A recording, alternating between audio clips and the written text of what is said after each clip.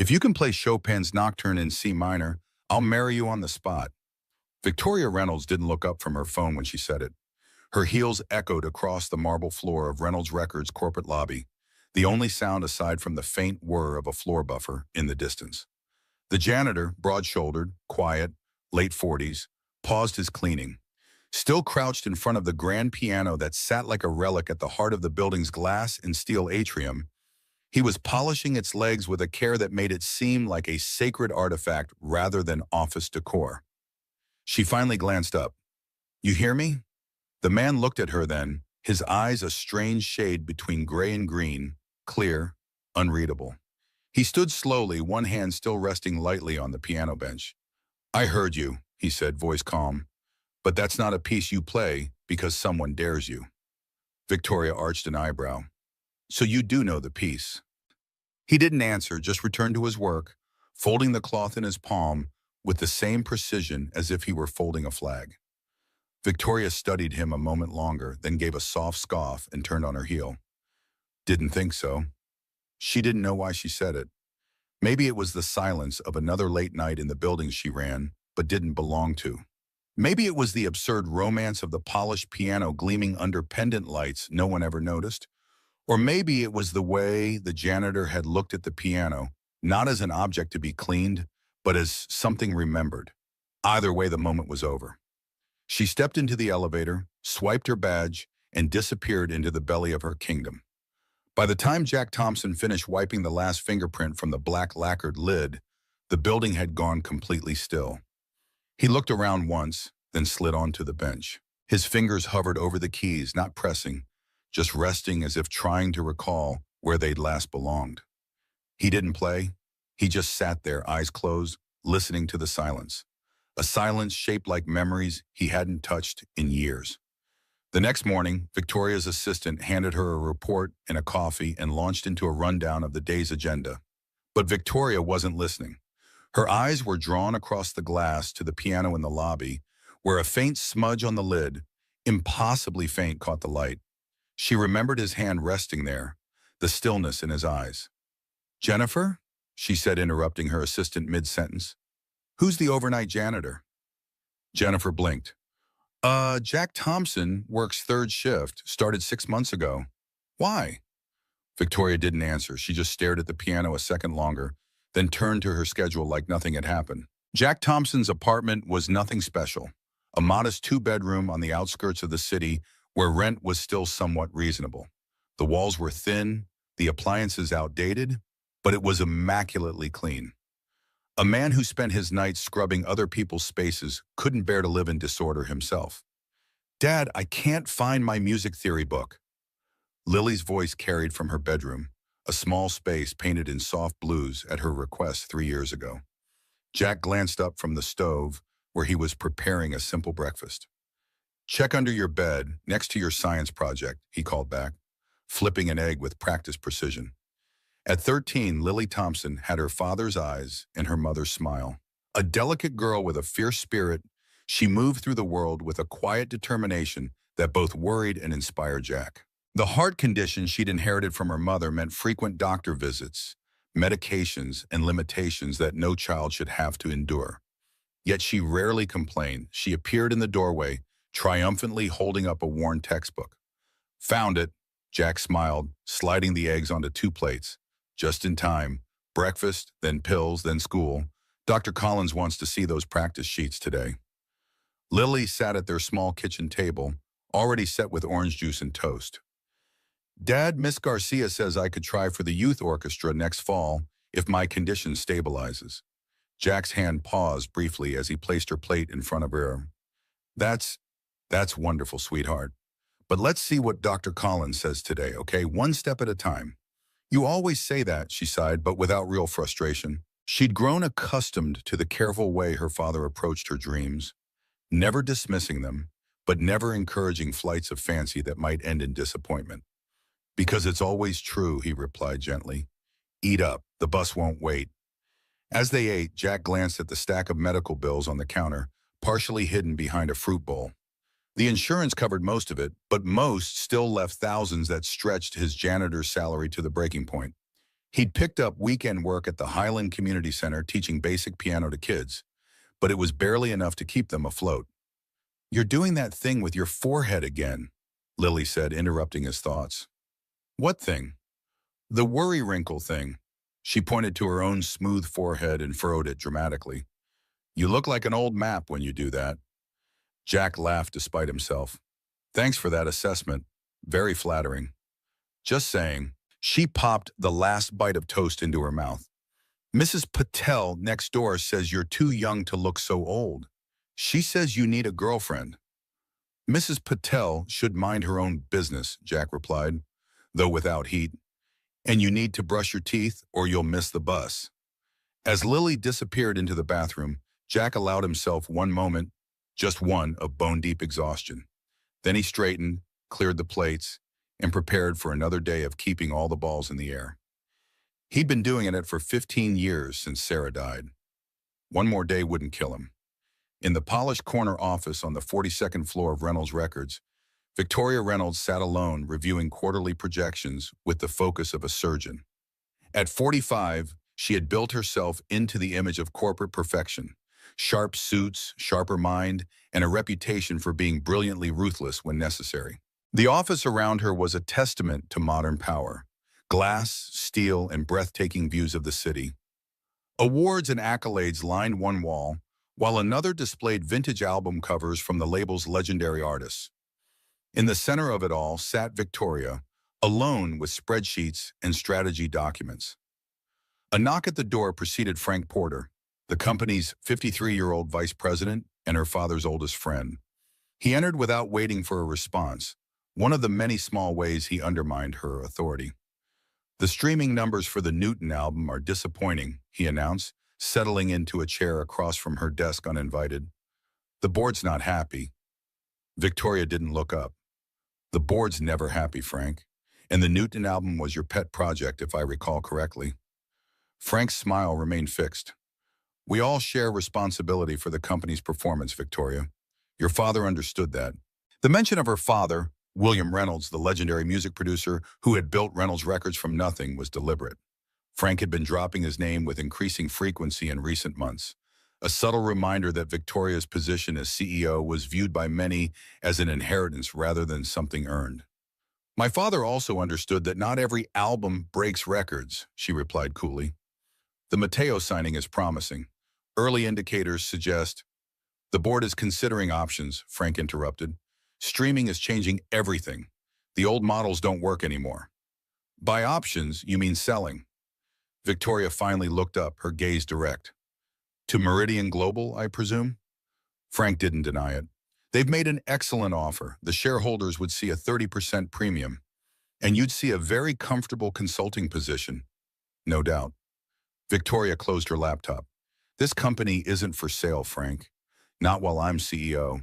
"That's the thing about being CEO, Victoria." Frank stood, straightening his designer tie. "It's not always a permanent position." After he left, Victoria walked to the window, staring out at the city below.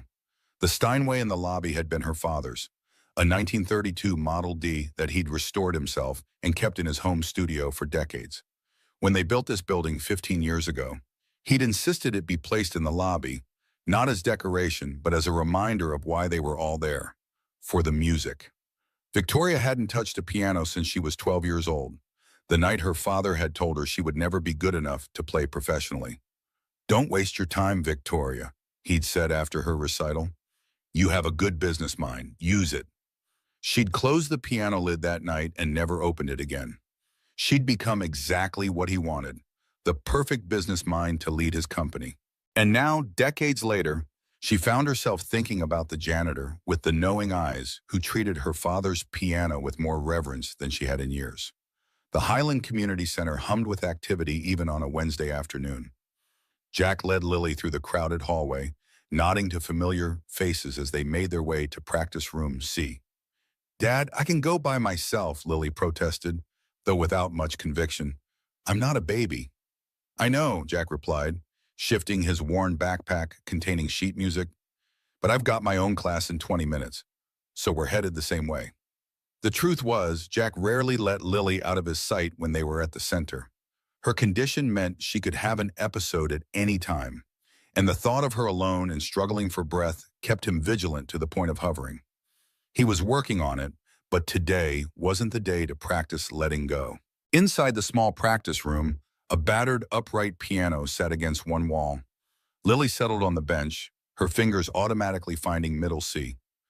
"Remember 30 minutes max," Jack reminded her. "If you feel any chest pain or dizziness, stop immediately, sit down and call you," Lily finished, rolling her eyes. "I know, Dad. Same as the last 100 times." Jack smiled, his worry softening at her familiar exasperation. "Smart Alec. I'll be in room E if you need me." He lingered in the doorway a moment, watching as she opened her music book and began playing a simple Clementi sonatina. Her form was good, better than he'd taught her. Miss Garcia, her music teacher at school, had clearly been working with her. The thought brought both pride and an unexpected pang. There had been a time when he would have been the one to teach her these techniques, to show her how to bring out the melody while keeping the accompaniment balanced. But that was another life. Before Sarah's illness, before hospital bills and overnight cleaning shifts, and the weight of single parenthood. Before he packed away his own dreams to ensure Lily could have hers. He turned away, heading for room E, where 5 neighborhood kids waited for their beginner piano lesson. This was his life now, cleaning by night, teaching basics by day, being Lily's father every moment in between. It was enough. It had to be. Victoria stayed late at the office that night, well past the time when the last executive had left and the cleaning crew had come and gone. Only the security guards remained, stationed in the lobby and making periodic rounds. She wasn't working, though her laptop was open in front of her.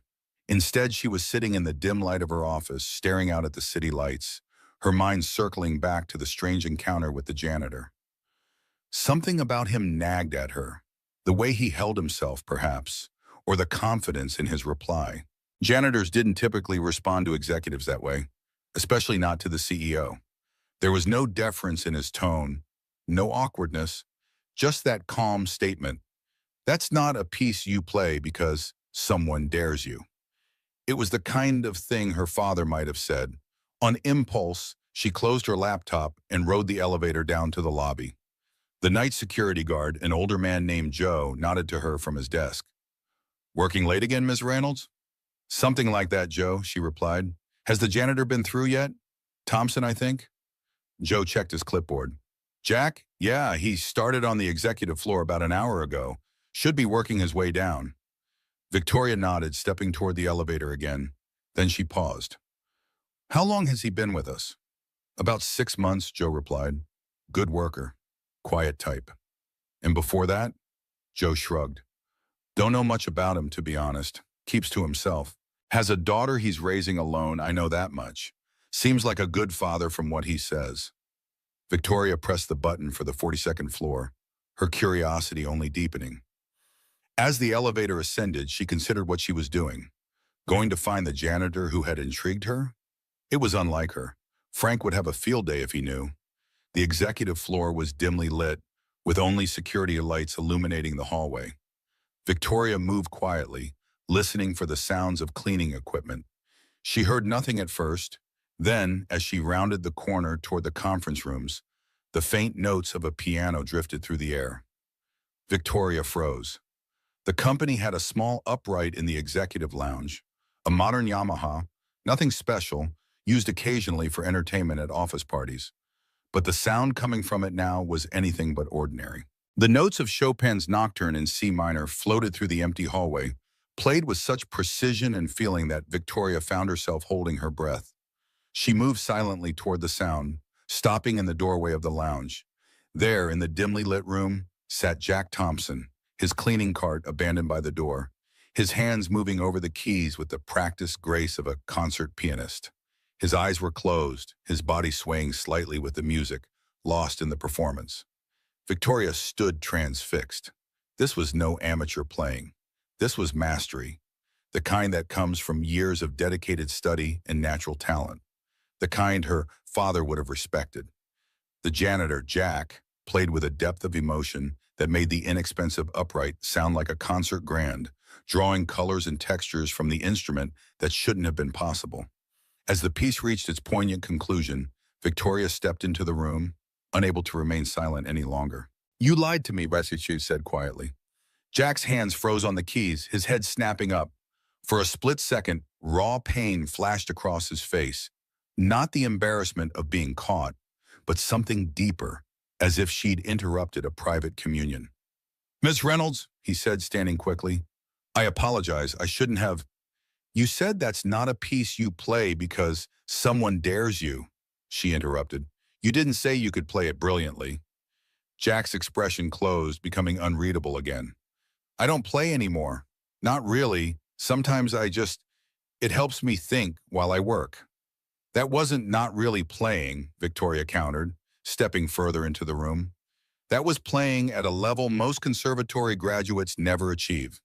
Jack began gathering his cleaning supplies, movements efficient and precise. "It's just muscle memory from another life." "Whose life?" Victoria pressed, suddenly intensely curious about this man. "Who are you, Jack Thompson?" He paused, looking at her directly for the first time. "Just the janitor, Miss Reynolds, nothing more." "We both know that's not true." Jack pushed his cart toward the door. "If you're concerned about me using the piano, it won't happen again. I apologize for the distraction." "That's not—" Victoria began, but he was already moving past her, heading down the hallway with long strides. She watched him go, the echo of Chopin still hanging in the air around her. Something was beginning, a mystery, a connection. She wasn't sure what. But for the first time in longer than she could remember, Victoria Reynolds was genuinely intrigued by something other than quarterly reports and market share. The next day, Victoria found herself distracted during meetings, her mind returning to the haunting melodies she'd heard the night before. During a budget review, she finally gave in to her curiosity, discreetly messaging her assistant. "Jennifer, I need you to pull whatever HR has on Jack Thompson, the night janitor." The reply came quickly. "Any specific information you're looking for?" "Everything. Employment history, background check, references. I want to know who he is." An hour later, Jennifer placed a thin folder on Victoria's desk during a break between meetings. "There's not much, I'm afraid. Basic application, clean background check, 3 years at a commercial cleaning company before coming here. Before that, it's spotty, mostly odd jobs. Nothing about music in his background." Victoria frowned, opening the folder. Jack Thompson, 48 years old, single father, high school education with some community college, no criminal record. Good references from previous employers who described him as reliable, thorough, and quiet. Nothing remarkable. Nothing to explain the extraordinary talent she'd witnessed. "Is there a problem with him?" Jennifer asked, concern in her voice. "No," Victoria replied distantly, still scanning the sparse documents. "No problem. Thank you, Jennifer." When her assistant had gone, Victoria turned to her computer and typed J. Thompson pianist into the search engine. Thousands of results appeared, none seeming relevant. She refined the search, adding classical, then Chopin, narrowing the time frame to 15 to 20 years ago, when he would have been in his late 20s or early 30s, the typical age for an emerging classical musician. And there it was, a grainy image from a 2005 program for the Hammond Classical Showcase Finals. 7 finalists pictured, including a younger Jack Thompson, listed simply as J. Thompson. The caption described him as a rising star studied under William Reynolds. Victoria stared at the screen in shock. William Reynolds, her father. Jack had studied under her father. The connection hit her with unexpected force. Her father had mentored very few pianists, and only those he considered exceptional. If Jack had been among them, he must have been remarkable indeed. But if that were true, why was he cleaning floors at Reynolds Records? What had happened to derail a promising career? And why hadn't her father ever mentioned him? Victoria printed the article, tucking it into her desk drawer.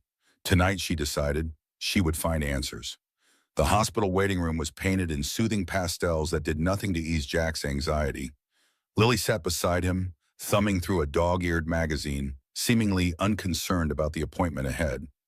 Collins had been Lily's cardiologist since she was a toddler, and the quarterly checkups had become routine.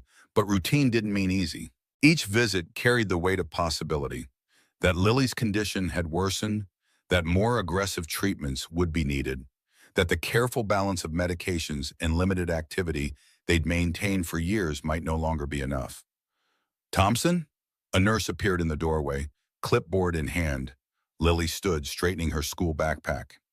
"That's us, Dad." Jack followed her through the familiar hallway to the examination room, where they went through the well-rehearsed dance of vitals, questions about symptoms, and updates on medications. Dr. Collins arrived 10 minutes later, her kind face showing the first hints of middle age since Jack had met her 13 years earlier. "Lily," she smiled warmly, "how's my favorite musician doing?" "Good," Lily replied. "Miss Garcia says I might be ready for the youth orchestra next year." "Excellent, but let's see what your heart has to say about that, shall we?" Collins began her examination, listening to Lily's heart, reviewing her charts, asking specific questions about symptoms and episodes. Jack watched anxiously, trying to read the doctor's neutral expression for any signs of concern. When the examination was complete and Collins sat back. "Overall, things are stable, which is good news." Jack felt the tension in his shoulders ease slightly. "But," he prompted, hearing the unspoken qualification in her tone. "But," Dr. Collins continued, "I'm seeing some changes in her echocardiogram that concern me. The valve stenosis seems to be progressing, and her last act showed some rhythm abnormalities." "What does that mean?" Lily asked before Jack could. Dr. Collins addressed her directly, which Jack had always appreciated. "It means we need to monitor you more closely, Lily. I'd like to run some additional tests, and we may need to adjust your medications." "But the orchestra," Lily began. "Let's take this one step at a time, Doctor," Collins said gently. "I'm not saying no to the orchestra. I'm saying we need more information." Jack nodded, forcing himself to remain calm for Lily's sake. "What tests do you recommend?" "I'd like to schedule a more comprehensive workup at Westfield Cardiac Center in Boston. They have some specialized equipment and expertise that would be valuable in Lily's case." "Boston?" Jack felt a flicker of panic. That would be difficult logistically and financially." Dr. Collins' expression was sympathetic. "I understand, Jack, but Westfield is the best facility for pediatric cardiac cases in the country. They have specialists who deal specifically with congenital valve defects like Lily's. Let me at least refer you for a consultation. They can work with you on the financial aspects." Jack knew what that meant. More bills, more payments, more shifts, more stress. But looking at Lily's face, hopeful despite the serious conversation happening around her, he knew there was only one answer. "Of course," he said, "whatever Lily needs." Later, as they left the hospital, Lily glanced up at her father. "It's going to be fine, Dad. Stop worrying." Jack managed a smile. "That's my line." "Yeah, well, someone has to say it when your forehead does the map thing." He laughed, wrapping an arm around her shoulders. "When did you get so wise?" "Must be all those Mozart sonatas," she replied with mock seriousness. "They say classical music makes you smarter." As they walked to the bus stop, Jack felt the familiar weight of responsibility pressing down on him. How would he afford specialists in Boston? How could he take time off work for the consultations? The questions swirled, but he pushed them aside, one step at a time, as he always told Lily. First they would get home, then he would figure out the rest. He always did. Victoria waited until nearly midnight before returning to the office. The security guard, Joe, barely raised an eyebrow when she arrived. Late nights were not unusual for her. But tonight was different. Tonight she wasn't there to work. "Jack's on the executive floor," Joe mentioned casually as she signed in. "Started there about 20 minutes ago."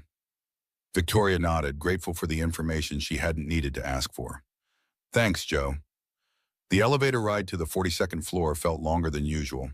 Victoria had spent the afternoon researching Jay Thompson, piecing together fragments of a career that had shown tremendous promise before disappearing completely around 2009.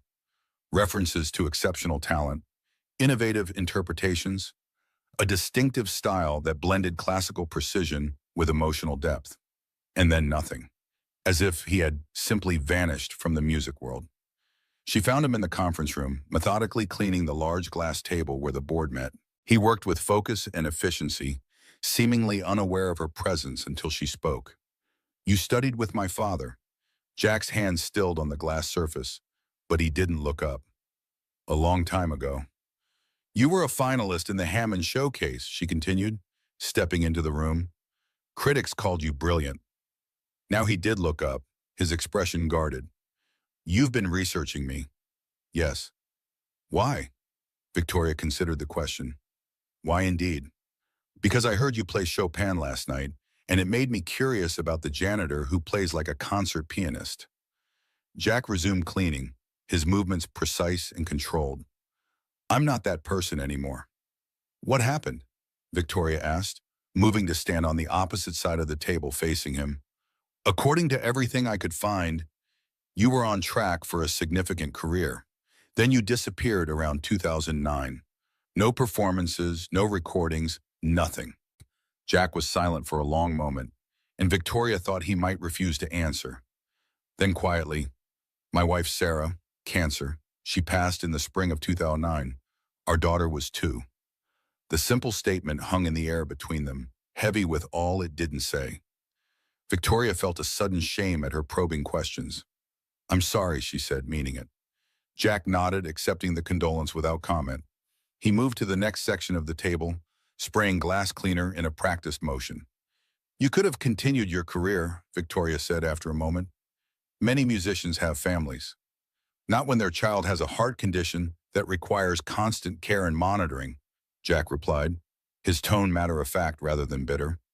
"Not when there's no one else to watch her while you're on tour. Not when every spare dollar goes to medical bills." Victoria hadn't considered that. "Your daughter is ill?" "Congenital heart defect. She inherited it from her mother." Jack's hands moved rhythmically across the glass. "She's stable mostly, but it requires care, medications, regular doctor visits. A touring schedule wouldn't allow for that." "So you gave up music?" Jack looked up, his eyes meeting hers directly. "I gave up performing. I never gave up music." Something in his tone made Victoria pause. There was a quiet dignity in it, a certainty that demanded respect. She found herself reconsidering this man who cleaned her building by night. "My father never mentioned you," she said. "He mentored very few pianists." "William was selective about his students," Jack agreed. "And I was only with him for about 2 years, from 1998 to 2000. "Why did you stop studying with him?" A flicker of something, pain perhaps, or anger, crossed Jack's face. "Creative differences," he said finally. "Your father had very specific ideas about interpretation. I had others." Victoria almost smiled. That sounded like her father. Brilliant, exacting, and utterly convinced of his own rightness in all matters musical. "Yet you work here," she observed, "at his company." "Life is full of ironies, Miss Reynolds." Jack finished the table and moved to empty the trash cans. "I need the job. Reynolds Records pays better than most cleaning contracts. And the hours allow me to be with my daughter during the day." "Your daughter," Victoria repeated. "What's her name?" "Lily," Jack replied, and for the first time his expression softened. "She's 13 now, plays piano, despite my attempts to interest her in less heartbreaking instruments." "Like the tuba?" Victoria suggested, surprising herself with the attempt at humor. Jack actually smiled. "I was thinking more along the lines of the kazoo. Portable, affordable, and you can play it lying down." The moment of lightness passed quickly, and Jack returned to his work, clearly uncomfortable with the personal turn of the conversation. "I have more rooms to clean, Ms. Reynolds," he said, polite but firm. "Was there something specific you needed?" Victoria hesitated. What did she need? Why was she really here, talking to the night janitor about his past and his daughter? She wasn't entirely sure herself. "No," she said finally. "Nothing specific. I heard you play, and I wanted to understand." Jack nodded, accepting this without comment. He gathered his cleaning supplies and headed for the door, his cart rolling silently on well-maintained wheels. "Mr. Thompson," Victoria called after him. He paused, looking back. "If you ever want to play that Steinway in the lobby, really play it, not just polish it, you have my permission." Jack's expression was unreadable in the dim light. Thank you, Ms. Reynolds. But I don't play anymore. Not like that. As he disappeared down the hallway, Victoria was left with the distinct feeling that she had only begun to scratch the surface of Jack Thompson's story. And despite herself, she wanted to know more. The following Saturday found Victoria doing something she hadn't done in years, driving through an unfamiliar neighborhood without a business purpose. After her conversation with Jack, she had found herself unable to let go of the mystery he presented. A brilliant pianist turned janitor, a single father caring for an ill child, a man who had studied with her father yet now cleaned her building. The contradictions fascinated her, which was why she now found herself parking outside the Highland Community Center, having discovered through discreet inquiries that Jack taught beginner piano lessons there on weekends. She told herself she was merely curious, that this was no different from researching any other puzzle that caught her attention. But the flutter of anticipation in her stomach suggested otherwise. The community center was busy with weekend activities, a basketball game in the main gym, an art class in one room, what looked like a community meeting in another. Victoria felt conspicuous in her casual designer clothes, clearly out of place among the working-class families who frequented the center. She followed the sound of pianos to a hallway lined with small practice rooms. Through windows in the doors, she could see various lessons in progress. In room E, she found Jack, sitting beside a young boy of about 9, patiently demonstrating finger positions on a basic exercise.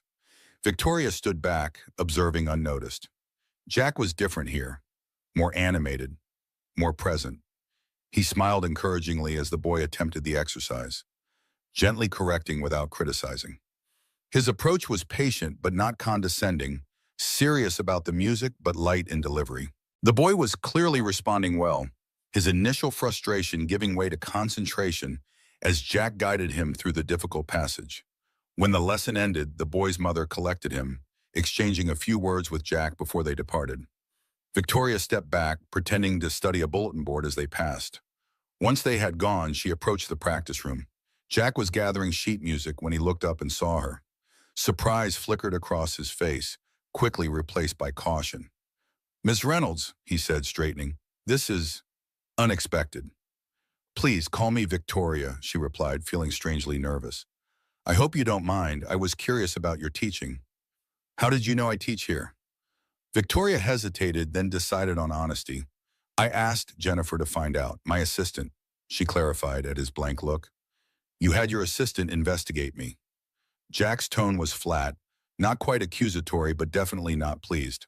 "I was curious," Victoria repeated, aware of how inadequate the explanation sounded. "After our conversation, I wanted to understand more about your situation." "My situation," Jack echoed. "You mean how a supposedly talented pianist ended up scrubbing toilets in your building?" The bluntness of his statement caught Victoria off guard. "That's not, Dad." A young voice interrupted them as Lily appeared in the doorway, sheet music clutched to her chest. She stopped short when she saw Victoria. "Oh, sorry, I didn't know you had someone."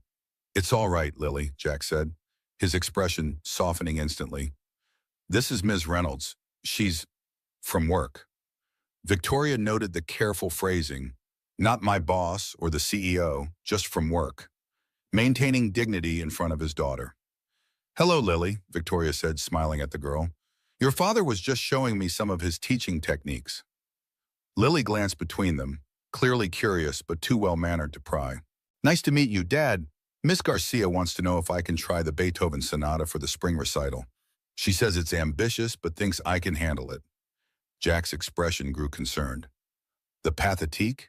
That's a demanding piece, Lily. Physically taxing." "I know, but we just came from Dr. Collins yesterday," Jack reminded her gently. "She wants you to take it easy until we get the results from the new tests." Lily's face fell, but she nodded, accepting the limitation without argument. Victoria was struck by the maturity in her response. A child who had clearly grown accustomed to hearing no for health reasons. "Maybe the Mozart instead," Lily suggested. "K545 isn't as strenuous." Jack considered this, then nodded. "Let's talk to Miss Garcia about that one. It's still challenging musically without being as physically demanding." Victoria watched the exchange with interest. Jack's concern for his daughter was evident, but so was his respect for her musical aspirations. He wasn't shutting down her dreams, just helping her find a safer path toward them. I should let you get back to your lessons, Victoria said, suddenly feeling like an intruder in this private moment between father and daughter. Actually, we're finished for the day, Jack replied. Lily just had her practice session, and I'm done teaching. Oh. Victoria hadn't planned what to do if she actually encountered Jack. Now that she had, she felt uncharacteristically uncertain. Well, I won't keep you then. Lily was studying Victoria with open curiosity now. Are you a pianist too, Ms. Reynolds? The question caught Victoria by surprise. I used to play, a long time ago. Ms. Reynolds' father was my teacher, briefly, Jack explained to Lily. William Reynolds. He was a very important figure in classical music. Lily's eyes widened. Wait, Reynolds like Reynolds Records? Where you work? The same, Jack confirmed. That's so cool.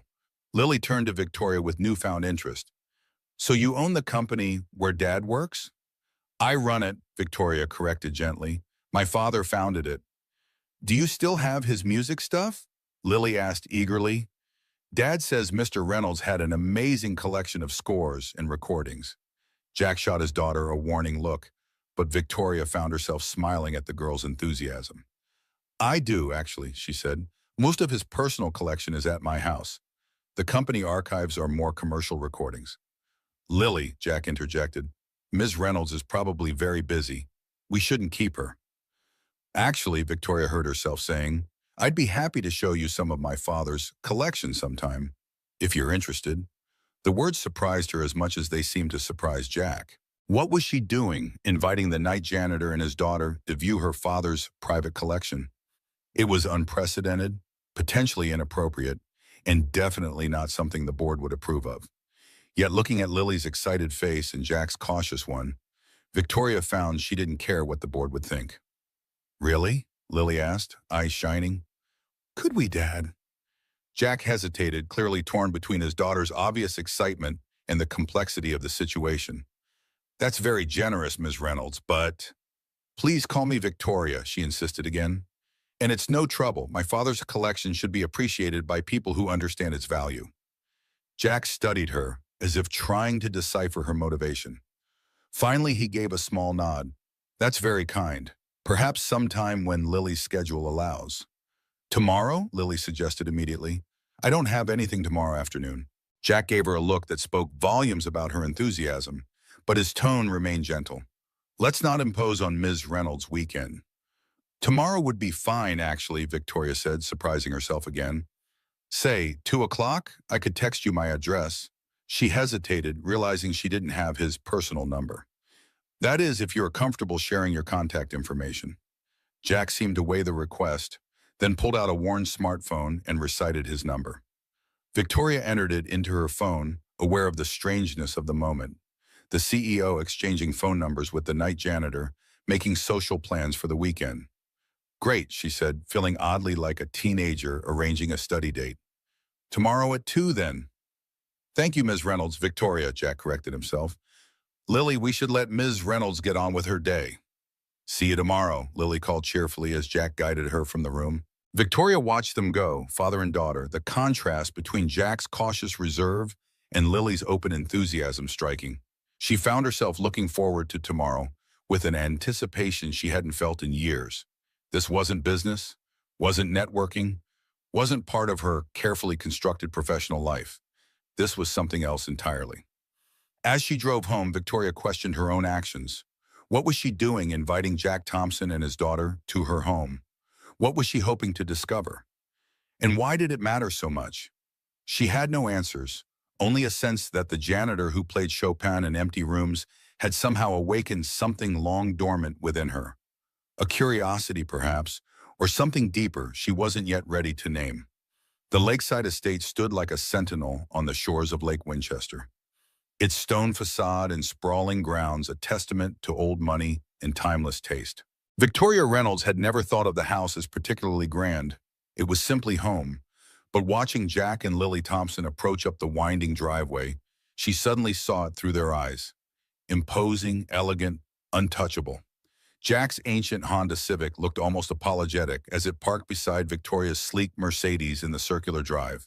She watched from the doorway as father and daughter emerged, Lily gazing around with undisguised wonder, while Jack maintained his careful composure, one hand protectively on his daughter's shoulder.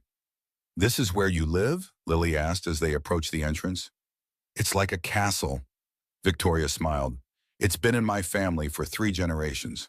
My grandfather bought it, my father expanded it, and now it's mostly just me rattling around in too many rooms." "Just you?" Lily seemed genuinely perplexed by the notion of one person occupying such a vast space. "Lily," Jack murmured, a gentle reminder about personal questions. "It's all right," Victoria assured him, stepping aside to welcome them in. "Yes, just me. Well, and Mrs. Abernathy, the housekeeper, but she only comes 3 days a week now." The foyer opened into a grand hall with a sweeping staircase and gleaming hardwood floors. Victoria led them through to a sunlit sitting room that offered panoramic views of the lake. Floor-to-ceiling bookshelves lined one wall, while original artwork, mostly abstract pieces in bold colors, adorned the others. "Please make yourselves comfortable," Victoria gestured to the plush seating. "Would you like something to drink? Water, tea, coffee?" "Water would be nice, thank you," Jack replied, still standing, taking in the room with a careful gaze. "Can I have hot chocolate?" Lily asked hopefully. Jack gave her a look, but Victoria smiled. "Absolutely. I'll be right back." In the kitchen, Victoria found herself fussing over the refreshments more than usual. She selected the hand-painted mugs instead of the everyday ones, arranged cookies on her grandmother's silver platter, and took care with the hot chocolate, using real milk and premium cocoa rather than the instant packets she kept for rare visits from colleagues' children. Why was she making such an effort? These weren't business associates to impress, just a night janitor and his daughter, here to see her father's music collection. Yet as she arranged everything on a tray, Victoria realized she wanted to make a good impression. Not as CEO Victoria Reynolds, but simply as Victoria, a woman sharing something she valued. When she returned, she found Lily examining the grand piano that dominated one corner of the room, a magnificent Bosendorfer that had belonged to her father. Jack stood nearby, his hands clasped behind his back as if to physically prevent himself from touching the instrument. "It's beautiful," Lily breathed, not touching the keys but leaning close to examine the intricate inlay work on the music rack. "My father had it specially made," Victoria said, setting down the tray. "The wood is from a single 300-year-old maple. He claimed it gave the tone a particular warmth." Jack nodded. "I remember him saying that. He was very proud of this instrument." A momentary silence fell as they all regarded the piano. Victoria realized it had been years since anyone had played it. After her father's death, she'd kept it meticulously tuned out of respect for his memory, but it remained untouched, a museum piece rather than a living instrument. "Do you play it often?" Lily asked, accepting the mug of hot chocolate Victoria offered. "I don't play at all anymore," Victoria admitted. "Not since I was about your age, actually." "Why not?" The question was direct, innocent in its curiosity. Victoria hesitated, unused to discussing personal matters so openly. "I wasn't very good, at least not as good as my father wanted me to be." Jack's eyes met hers briefly, a flash of understanding passing between them. He, too, had faced William Reynolds' exacting standards. "That seems silly," Lily declared with teenage frankness. "You don't have to be a professional to enjoy playing." Jack cleared his throat. "Lily, remember what we discussed about—" "No, she's right," Victoria interrupted, surprising herself. "It is silly. I loved playing, I just got out of the habit." Lily nodded sagely as if this confirmed a theory. "Dad says that happens sometimes. People forget what they love because life gets complicated." Victoria glanced at Jack, who looked slightly uncomfortable at having his wisdom quoted. "Your dad is very perceptive." "You mentioned your father's collection," Jack said, clearly steering the conversation to safer ground. "Lily's been looking forward to seeing it."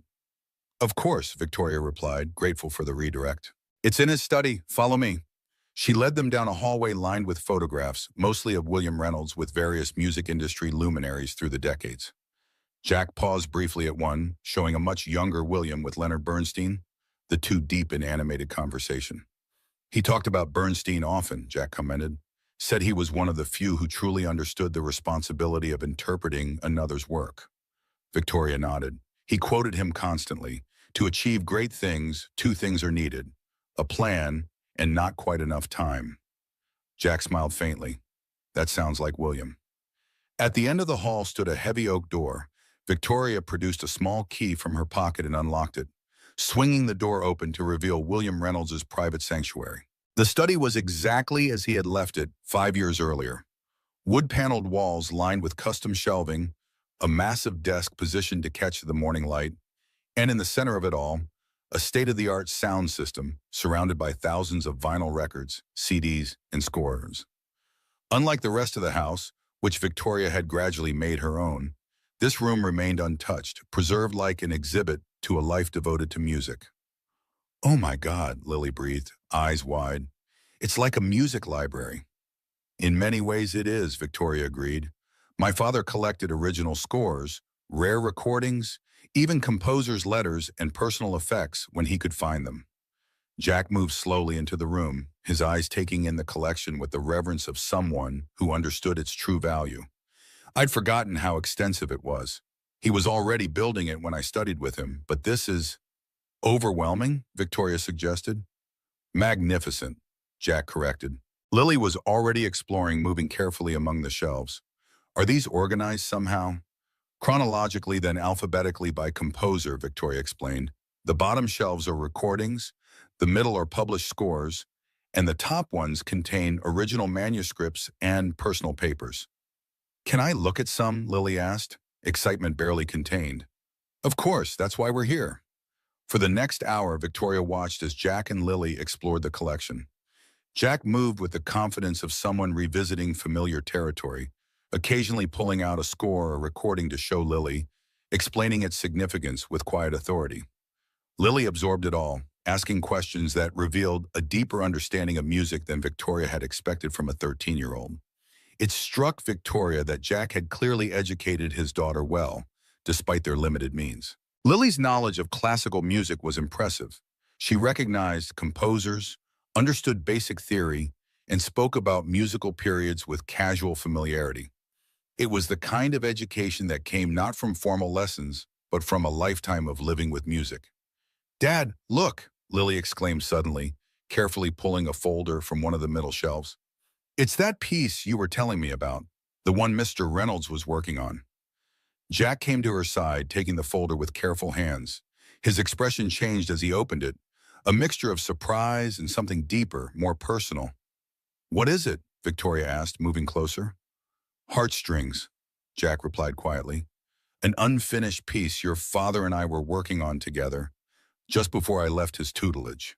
Victoria looked over his shoulder at the handwritten score. Half the pages were in her father's distinctive, precise notation, the other half in a different hand, presumably Jack's, with penciled annotations in both scripts scattered throughout.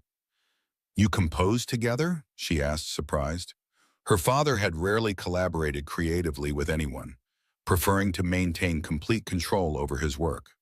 "Briefly," Jack confirmed. "This was meant to be a piano duet, something new that combined classical structure with more contemporary harmonies. We disagreed on the direction it should take after this section." He pointed to a measure where the music abruptly ended. "That was around the time I left." "Can you play it?" Lily asked eagerly. Jack shook his head. "It's unfinished, Lily. And besides, we're guests here. We shouldn't impose." "I don't mind," Victoria found herself saying. "The piano hasn't been played in years. It would be nice to hear it again." Jack hesitated, clearly torn. "I haven't played seriously in 15 years. I wouldn't do it justice." "Please, Dad," Lily pleaded. "Just the part that's finished. I've never heard you play a real grand piano before." Victoria watched the internal struggle play across Jack's face. She understood his reluctance to play her father's piano in her father's house, a piece they had fought over, but she found herself hoping he would agree. "Just the completed section," Jack finally conceded, "and only because the alternative is listening to Lily beg all the way home." Lily grinned triumphantly. "You know you want to try that Bosendorfer." The three of them returned to the sitting room where the afternoon sun now bathed the grand piano in golden light. Jack approached it almost reverently, running his hand lightly along its polished surface before settling on the bench. He adjusted it slightly, positioned the score, and then paused, his hands hovering above the keys. For a moment, Victoria thought he might change his mind. Then his hands descended, and the room filled with music. The piece began softly, contemplatively, with a melody that seemed to ask a question. The harmony was unusual, not quite classical, not quite modern, but something in between that felt both familiar and fresh. As Jack played, Victoria could hear her father's influence in the structured development, but there was something else too, a warmth, an emotional openness that William Reynolds had often lacked in his own compositions. Jack played with quiet intensity, his body still except for his hands, which moved across the keys with the assurance of someone who knew exactly what each note should say. The music grew, building to what should have been a climax, but then abruptly stopped at the measure where the composition remained unfinished. The final notes hung in the air, unresolved, waiting for a continuation that had never been written. Silence filled the room. Lily stared at her father wide-eyed as if seeing him for the first time.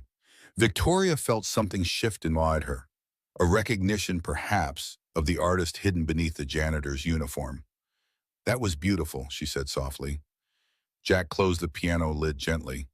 "It could have been if we'd finished it." "Why didn't you?" Lily asked. Jack exchanged a glance with Victoria. "Creative differences," he said, echoing his earlier explanation. "Your grandfather had very specific ideas about where the piece should go next. I had others." "Like what?" Victoria found herself genuinely curious. Jack hesitated, then reopened the piano. William wanted to resolve the tension like this. His hands moved over the keys, playing a series of chords that brought the hanging melody to a neat, conventional resolution. Clean, elegant, safe. "And you wanted?" Victoria prompted. Instead of answering verbally, Jack played again, the same unfinished phrase, but this time continuing with something entirely different. The music took an unexpected turn, venturing into territory that was more emotionally complex, more harmonically adventurous. It wasn't polished, clearly an improvisation rather than a fully formed composition, but it contained a raw honesty that was captivating. When he finished, Jack looked up, a hint of challenge in his eyes. "Something like that." Victoria nodded slowly. "I can see why you disagreed. Your version is riskier." "Dad's always been afraid of taking risks," Lily commented innocently, earning a sharp look from her father. "Not afraid," he corrected gently, "just aware of consequences." An uncomfortable silence threatened to descend, but Victoria moved to break it. "Would anyone like more hot chocolate? Or perhaps a tour of the grounds? The lakeside is particularly beautiful this time of year." "Can we?" Lily asked eagerly. "I've never been to a house with its own lake access before." Jack checked his watch. "We shouldn't overstay our welcome, Lily." "Nonsense," Victoria insisted. "I'm enjoying the company. Unless you have other plans this afternoon?" Jack shook his head. "No other plans. A walk would be nice if you're sure." "Absolutely. Let me grab some jackets. It can be breezy by the water." As they walked along the private shoreline, Victoria observed the easy rapport between Jack and Lily. They moved in the synchronized rhythm of two people who were deeply attuned to each other's needs. Jack instinctively slowing his pace to match Lily's. Lily automatically staying within what Victoria suspected was a medically advisable distance from her father. "This is like paradise," Lily declared, bending to examine a smooth stone at the water's edge. "Do you swim here in the summer?" "Sometimes," Victoria replied, "though less often than I should, given the privilege of having it right there." "We take it for granted, don't we?" Jack mused. "The things that are always available to us." Victoria nodded, understanding he wasn't just talking about the lake. Yes, until suddenly they aren't.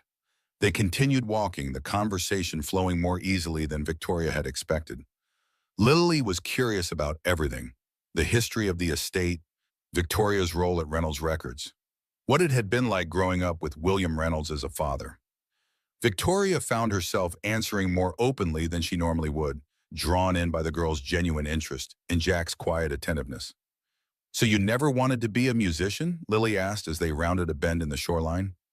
"Even though your dad was famous for it?" "Lily," Jack cautioned, "that's personal." "It's all right," Victoria assured him.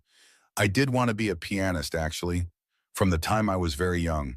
I practiced for hours every day, had the best teachers money could buy." "What happened?" Lily pressed. Victoria gazed out over the water. I wasn't good enough, or at least that's what my father told me after a recital when I was 12. He said I had a good business mind and should focus on that instead. She smiled faintly. So I did. That's harsh, Lily said with teenage directness. Lily, Jack warned again, but Victoria waved it off. No, she's right, it was harsh, but that was William Reynolds. Brutally honest even with his own daughter. Especially with his own daughter, Jack murmured, almost to himself.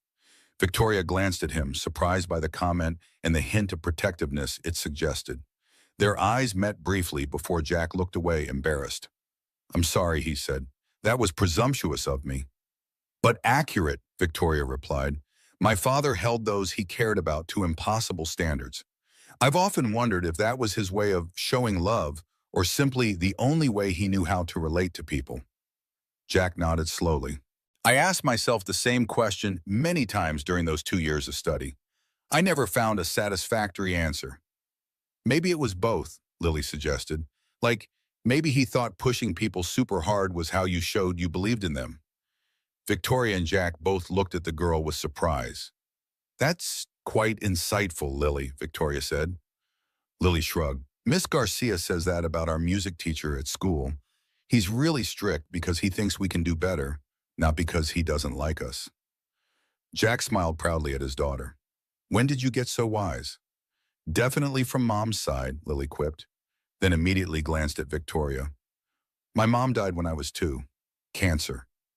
Your father mentioned that, Victoria said gently. I'm very sorry.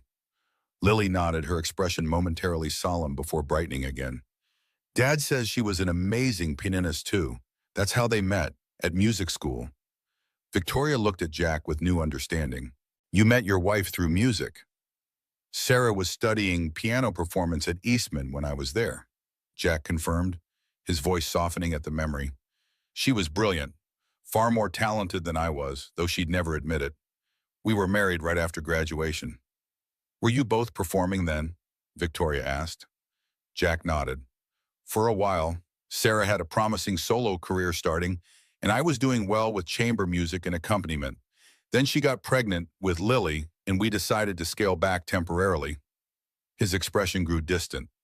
We had it all planned out. She'd take a year off, then I'd be the primary caregiver while she resumed performing. We were going to take turns building our careers.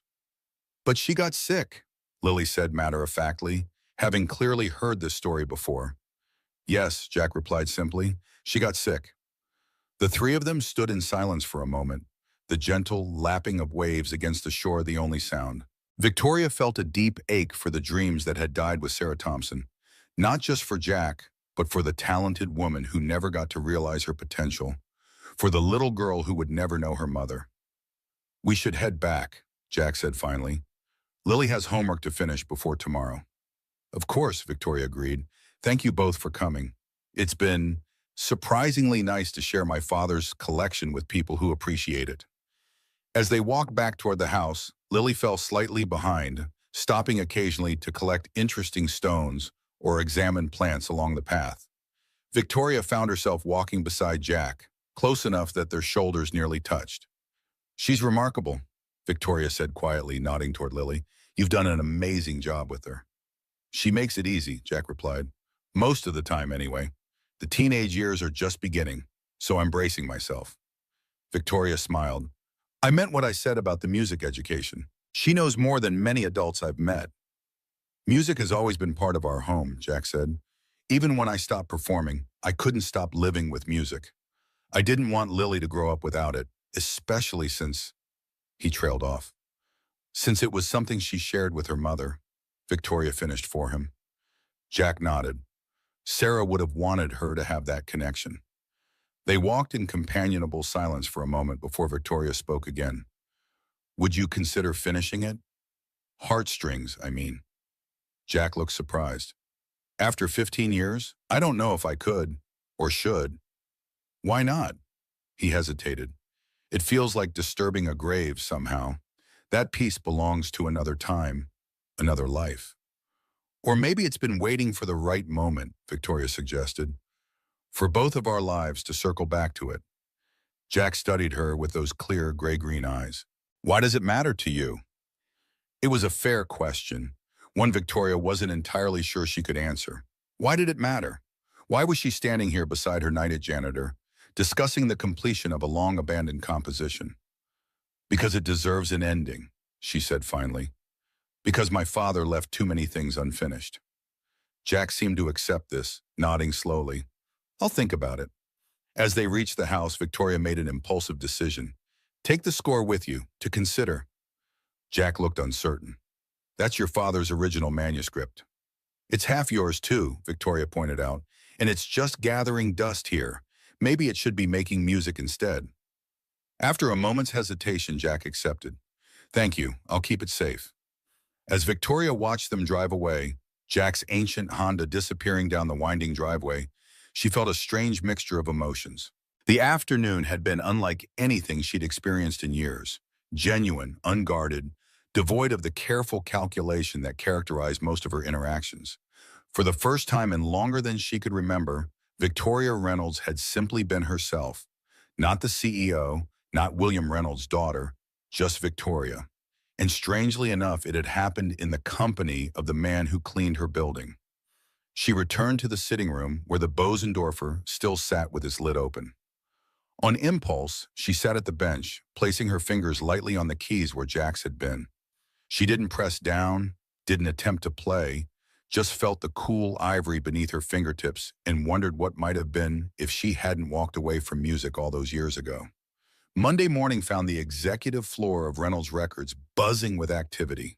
Victoria moved through it with her usual efficiency, dispatching decisions, reviewing reports, and preparing for the afternoon's board meeting. But beneath her professional exterior, her mind kept returning to the strange, intimate afternoons she'd spent with Jack and Lily Thompson. She'd almost convinced herself it had been a momentary aberration, a curious detour that would now fade into memory as she returned to her real life.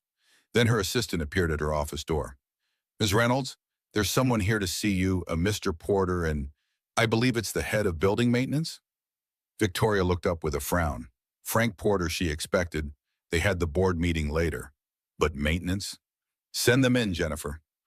Frank entered first, his expensive suit and carefully cultivated silver hair projecting the image of distinguished authority he had crafted over decades in the industry. Behind him came Robert Gaines, the day supervisor for the building's maintenance staff, looking distinctly uncomfortable.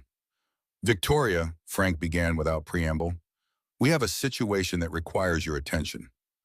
Victoria maintained her neutral expression. Good morning to you too, Frank. What situation? Frank gestured to Gaines, who cleared his throat nervously.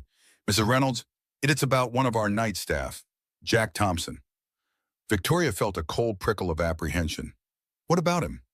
Joe Wilkins, our night security guard, reported that Thompson has been using company property without authorization, Gaines explained. Specifically, he's been playing the pianos after hours. I'm aware of that, Victoria replied calmly. In fact, I gave him permission to do so. Both men looked surprised, but Frank recovered quickly. Victoria, that's highly irregular. The instruments are company assets, not toys for the cleaning staff. Victoria fixed him with a cool stare. The Steinway in the lobby was my father's personal property, which he donated to the company. As his heir, I have every right to determine who may or may not play it. That's not the issue, Frank pressed. It's about maintaining appropriate boundaries between management and staff, particularly lower-level staff. The implication was clear, and Victoria felt a surge of anger. I wasn't aware that musical talent was restricted by job title, Frank. That's not what I meant, and you know it. Frank's tone hardened. There's more. Joe shared a video with some colleagues, Thompson playing the piano in the executive lounge.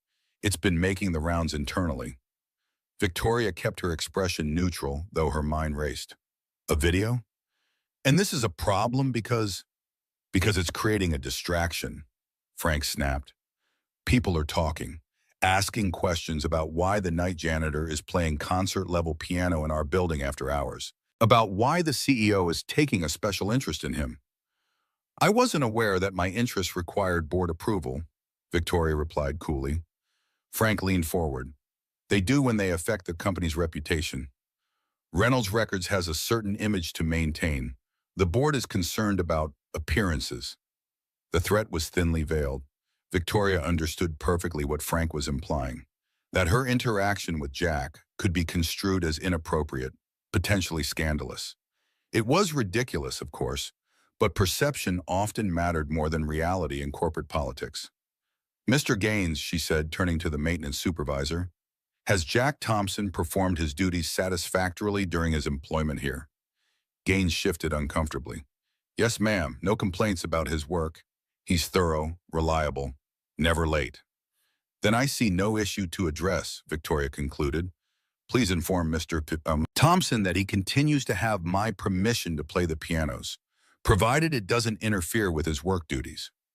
Gaines nodded, clearly relieved to be dismissed from the tension-filled room. After he left, Victoria turned back to Frank. Is there anything else, Frank? I have a busy morning. Frank didn't move. This isn't like you, Victoria. Getting personally involved with staff, bending rules. It's not the leadership style the board has come to expect. Perhaps the board's expectations need updating, Victoria replied. Now, if there's nothing else. I've seen the video, Frank interrupted. Thompson isn't just some amateur who can plunk out a tune. He's playing at a professional level, which raises the question, who exactly is this man you're defending? Victoria met his gaze steadily. Jack Thompson is an employee of this company who happens to be a talented pianist. That's all the board needs to know. Frank studied her for a long moment. The meeting's at 2. I suggest you prepare yourself for questions. This won't be the end of it. After he left, Victoria sat back in her chair, a sense of foreboding settling over her. Frank was right about one thing. This wouldn't be the end of it. The video's existence complicated matters, creating a tangible link between her and Jack that others could see and judge. The question was, what would she do about it? Her phone buzzed with a text message. Unknown number. Lily's cardiologist called. Need to take her to Boston for tests sooner than expected. Won't be at work tonight. Sorry for short notice. Jack. Victoria stared at the message, concern immediately overriding her thoughts about Frank and the board. Boston meant the Westfield Cardiac Center, serious specialist for serious conditions. She hesitated only briefly before typing a reply. No apology needed. Lily's health comes first. Let me know if there's anything I can do to help. She paused, then added, and Jack, there's a video circulating of you playing piano here, just so you know. His response came a few minutes later. Understood. About both. Thank you. Victoria set her phone down, turning to the window to gather her thoughts. In the span of a weekend, her carefully ordered life had become suddenly, unexpectedly complicated. And strangely enough, she wasn't entirely sorry about it. The board meeting was every bit as contentious as Frank had warned. Victoria sat at the head of the long table, maintaining her composure as the discussion circled around appropriate workplace boundaries and company image concerns, without directly addressing the elephant in the room, the video of Jack that had now been seen by everyone present. The issue isn't about one employee, Frank was saying. It's about consistency in our policies. If we allow some staff special privileges, where do we draw the line? Victoria had had enough. Let's stop pretending this is about policy, Frank. This is about a video of Jack Thompson playing piano, and your implication that there's something inappropriate about my allowing it. A murmur went around the table. Margaret Wilson, the oldest board member at 72 and a lifelong friend of William Reynolds, spoke up for the first time. I've seen the video, she said, her voice still strong despite her age. The man is extraordinarily talented. William would have appreciated that talent being exercised on his piano, regardless of the player's job title. Victoria shot her a grateful look, but Frank was undeterred. With all due respect, Margaret, this isn't about musical appreciation. It's about maintaining professional standards. Victoria has been spending time with this man outside of work hours at her private residence. The revelation sent another ripple through the room. Victoria felt a flash of anger. Someone had been watching her, reporting back to Frank. As CEO of this company, my personal time is my own, she stated firmly. Mr. Thompson's daughter has an interest in classical music. I invited them to view my father's collection. There is nothing inappropriate about that. Your father's collection, Richard Reynolds, Victoria's uncle and chairman of the board, repeated slowly. The collection he kept at Lakeside? Yes, Victoria confirmed. The one no one else in this room has shown any interest in for the past 5 years. Richard exchanged glances with Frank. Victoria, you've never invited anyone to see William's collection. Not industry colleagues, not fellow music lovers.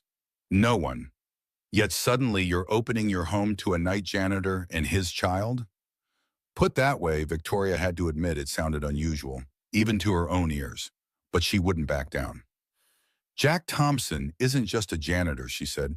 He's a former concert pianist who studied with my father. His daughter is a talented young musician with a serious heart condition. I invited them because they would appreciate the collection in a way few others would. This revelation clearly caught many board members by surprise. Margaret Wilson leaned forward, eyes bright with interest. Thompson, not Jay Thompson? The Hammond finalist from 2005?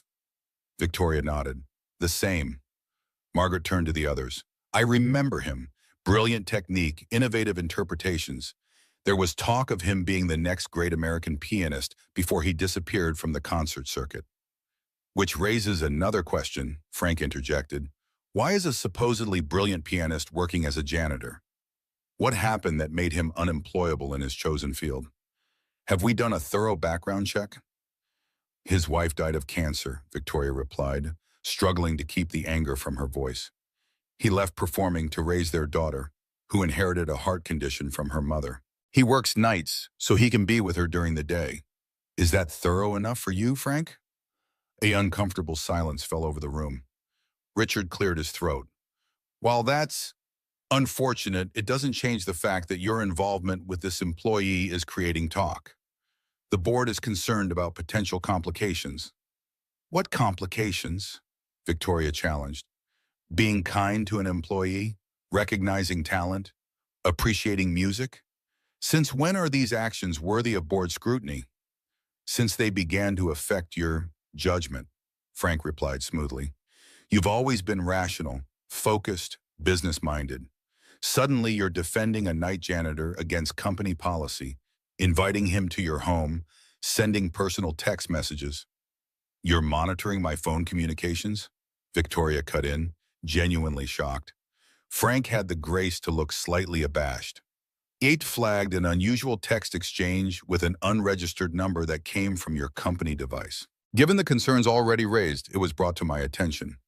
Victoria stood, placing both hands flat on the table. Let me be absolutely clear. My interactions with Jack Thompson are professional and appropriate. His talent as a musician is extraordinary, and I've given him permission to play the pianos in this building.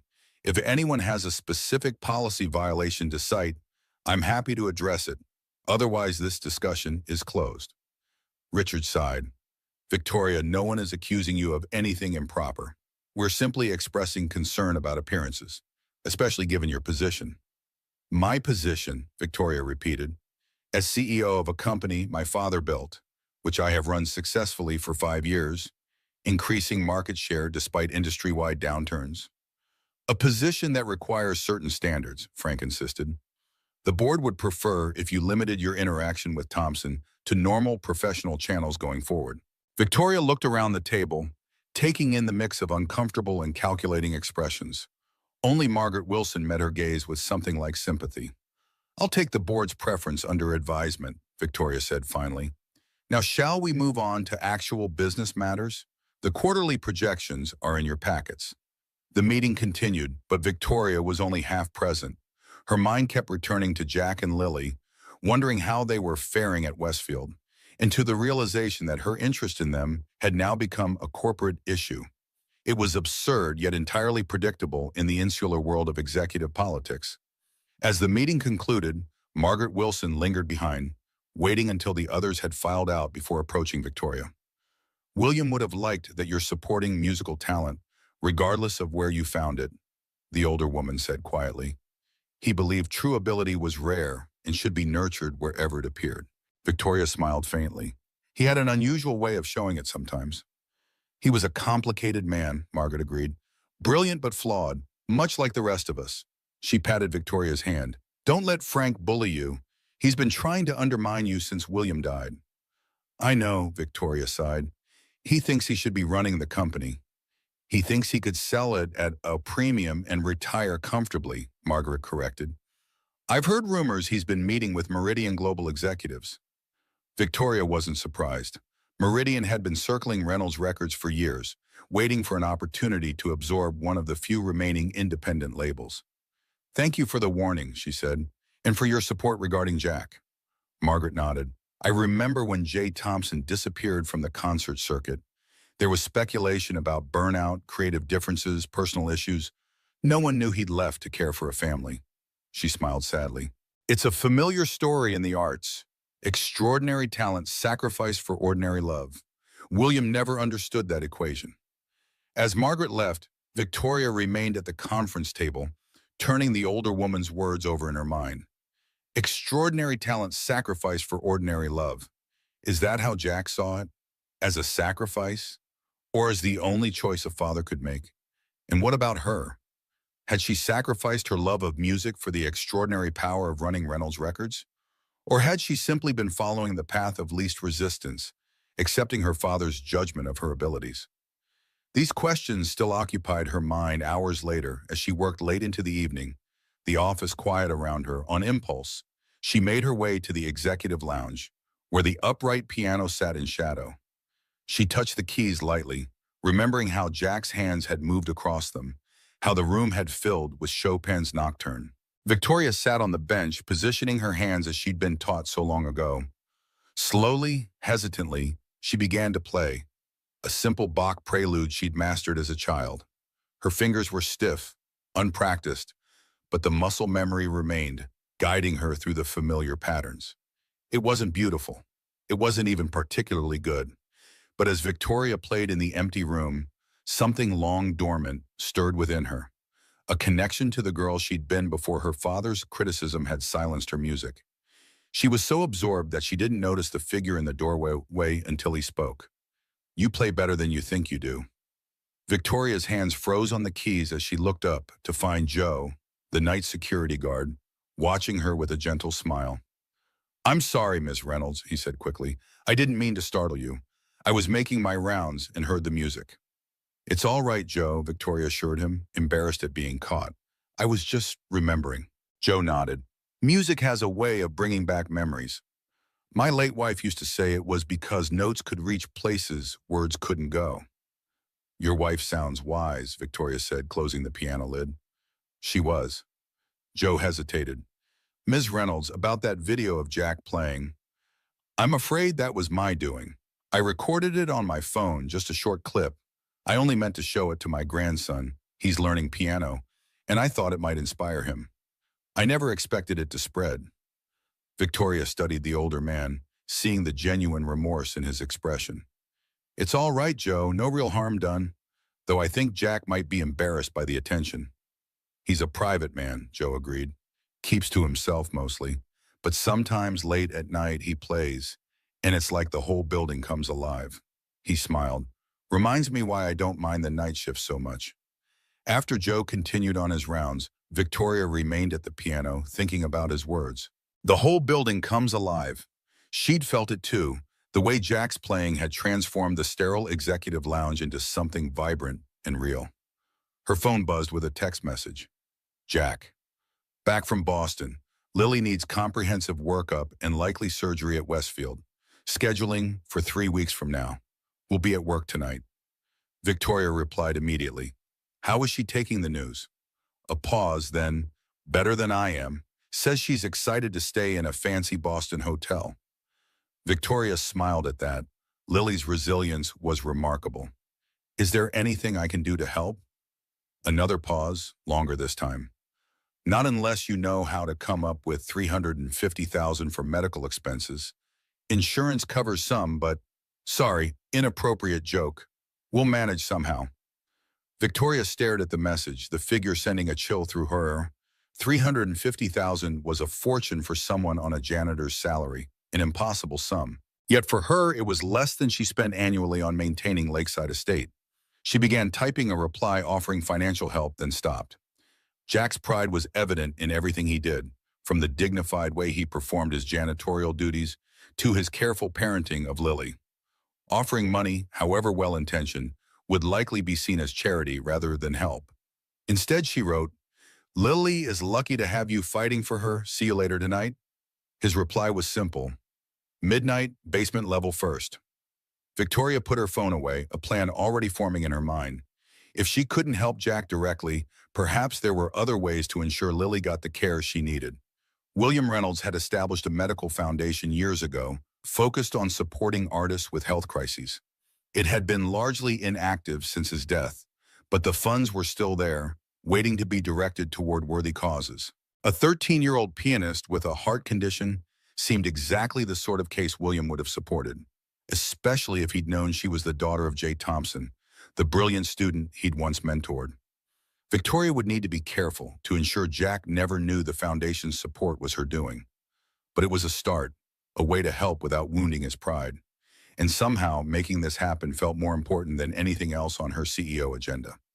As midnight approached, Victoria found herself still in her office, ostensibly reviewing contracts, but actually waiting for Jack's shift to begin.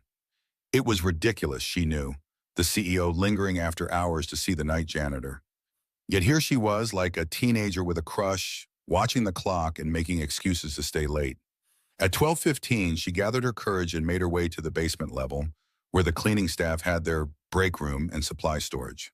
The utilitarian hallway was a stark contrast to the sleek design spaces above. Concrete floors, fluorescent lighting, industrial doors marked with functional labels. She found Jack in the supply room, loading his cart with cleaning products and fresh towels. He looked up in surprise when she appeared in the doorway. "Ms. Reynolds," he said, straightening. "I didn't expect to see you down here." "Victoria," she corrected, "and I wanted to check on you. How was Boston?" Jack's expression softened slightly. "Clinical, efficient, expensive." He returned to loading his cart. Lily liked the specialist, Dr. Matthews, said he explained things without talking down to her. "That's important," Victoria agreed. "And the prognosis?" Jack's hand stilled on a bottle of glass cleaner. "She needs a valve replacement. It's a major surgery, but Dr. Matthews is confident about the outcome. The recovery will be the hardest part, 6 to 12 months of limited activity while the heart adapts." "I'm sorry," Victoria said, meaning it. "That's a lot for both of you to face." Jack nodded, resuming his preparations. "We'll get through it. We always do." Victoria hesitated, then decided to be direct. "Jack, about the financial aspect." "Don't," he interrupted, his tone firmer than she'd ever heard it. "Please, I appreciate your concern, but that's not why I mentioned it in my text. It was a moment of weakness. I'll figure it out." "There are resources." "I know about resources," Jack said, cutting her off again. "Charity funds, payment plans, crowdfunding. I've been navigating medical expenses for 13 years, Victoria. I'll handle it." The pride in his voice was unmistakable, as was the fear beneath it. Victoria recognized both, the determination to stand on one's own, coupled with the terror of failing those who depended on you. "All right," she conceded, "but if you change your mind." "I won't." Jack pushed his cart toward the door. "I should get started. The executive floor takes the longest." Victoria stepped aside to let him pass, feeling rebuffed but understanding his reaction. "I'll walk with you, if that's all right. I need to get my briefcase from my office anyway." Jack nodded his assent, and they made their way to the elevator in silence. As they rode up together, CEO and janitor, both acutely aware of the strangeness of their situation, Victoria searched for a way to bridge the distance Jack had just created. "The board is concerned about the video of you playing," she said finally. Jack glanced at her. "Joe mentioned it when I arrived. I'm sorry if it's caused problems for you." "It hasn't," Victoria assured him. "Not really. Just some old men being uncomfortable with things that don't fit their worldview." "Like janitors who play Chopin?" There was a hint of wry humor in his voice. "Like CEOs who befriend janitors," Victoria corrected. "They're more concerned about my behavior than yours." The elevator doors opened onto the executive floor, dark except for security lighting. Jack pushed his cart out, Victoria following. "And what did you tell them?" he asked, heading toward the first office on his cleaning route. "That my personal time is my own," Victoria replied. "And that talent deserves recognition regardless of job title." Jack paused, looking back at her with an expression she couldn't quite read. "Thank you, but perhaps they're right to be concerned." "What do you mean?"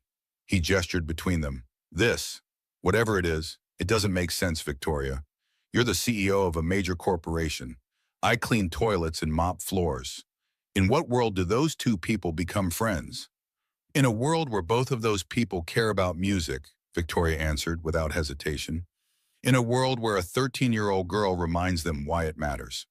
Jack's expression softened. Lily hasn't stopped talking about your father's collection. She made me promise we'd accept if you ever invited us back. Consider this an open invitation, Victoria said. For both of you. Anytime. They had reached her office. Jack held the door for her as she entered to retrieve her briefcase. The board won't like it, he warned. The board doesn't have to like everything I do, Victoria replied, gathering her things. That's one of the few perks of being William Reynolds' daughter, a certain latitude for eccentricity. Jack almost smiled at that. Is that what this is? Eccentricity? I prefer to think of it as recognizing kindred spirits, Victoria said. My father always said they were rare enough that you shouldn't ignore them when you find them. Kindred spirits, Jack repeated thoughtfully. I suppose there are worse things to be. As Victoria prepared to leave, she paused in the doorway. Jack, about heartstrings. Have you thought any more about finishing it? He looked surprised by the question. I've been a bit preoccupied with Boston and Lily's diagnosis. Of course, Victoria said quickly. I wasn't suggesting... But yes, Jack interrupted. I have thought about it. I'm not sure I can do it justice after all this time, but... He hesitated.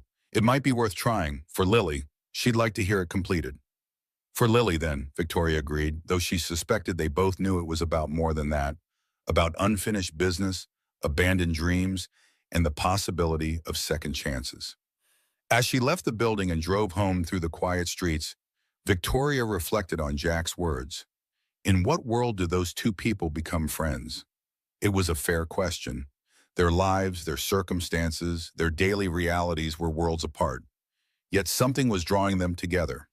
Music, certainly, but perhaps also a shared understanding of loss and resilience, of paths not taken and choices that define them. The board's concerns suddenly seemed trivial compared to the very real challenges Jack and Lily were facing.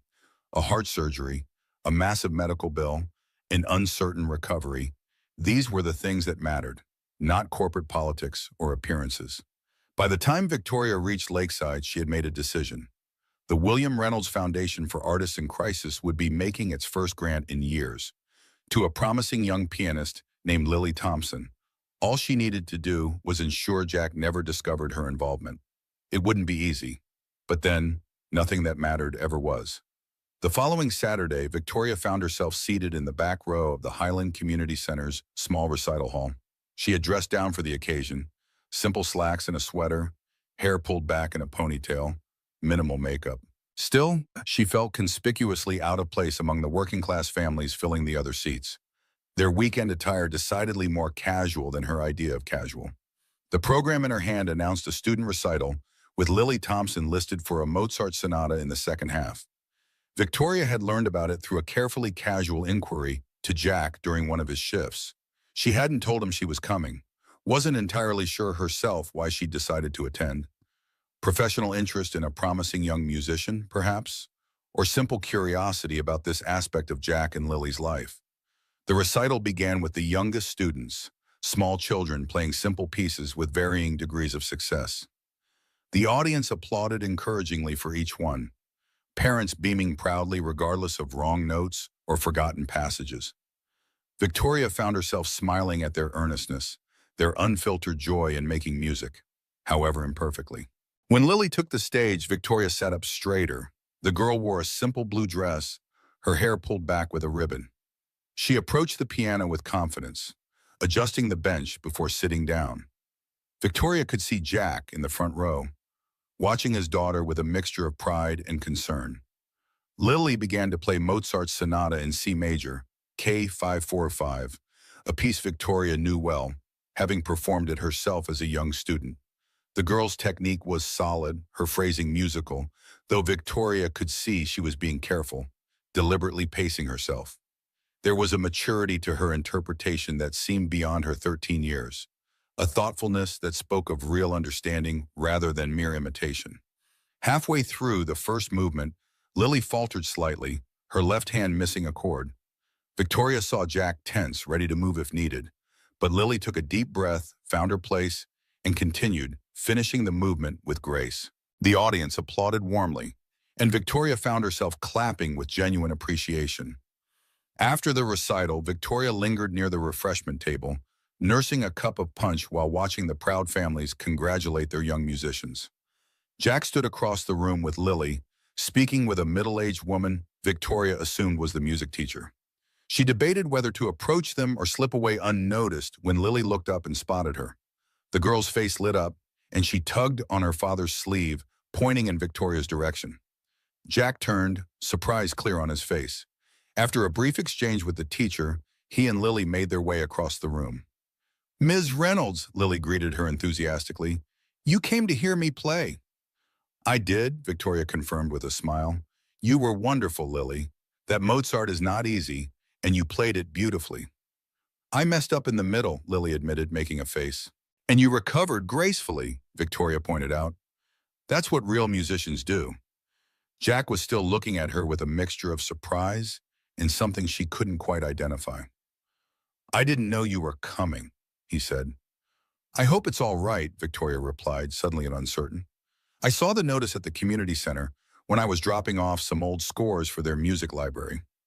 It was a small lie, but she didn't want to admit she'd come specifically to hear Lily play. "Of course it's all right," Lily answered before Jack could respond. "Right, Dad?" Jack nodded, his expression softening. "Of course, it's very kind of you to come." "I enjoyed it," Victoria said truthfully. "All of it. There's something special about student recitals. So much genuine enthusiasm and love for the music." "Even when we mess up?" Lily asked with a grin. "Especially then," Victoria assured her. "Perfect performances can be impressive, but they're rarely as interesting as the ones where the musician has to overcome something unexpected." "That's what Dad always says," Lily nodded vigorously. "He says mistakes show you're human, and humans are more interesting than robots." Jack looked slightly embarrassed. "I might have phrased it more elegantly." "No, I think that captures it perfectly," Victoria laughed. "Your father is a wise man, Lily." "We usually get ice cream after recitals," Lily said, a hint of suggestion in her tone. "There's a really good place down the street."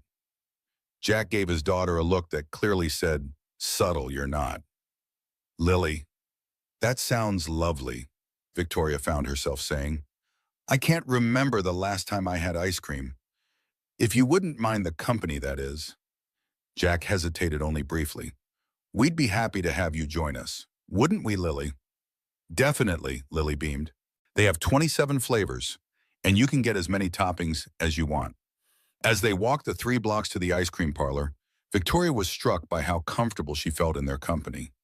Lily chattered excitedly about the recital, analyzing her performance and the performances of her peers with the critical ear of someone who took music seriously. Jack added occasional comments, gently correcting when Lily's critiques became too harsh, praising when she noted something genuinely insightful. The ice cream parlor was a small, family-owned establishment with a 1950s aesthetic: red vinyl booths, black and white checkerboard floor, vintage soda fountain.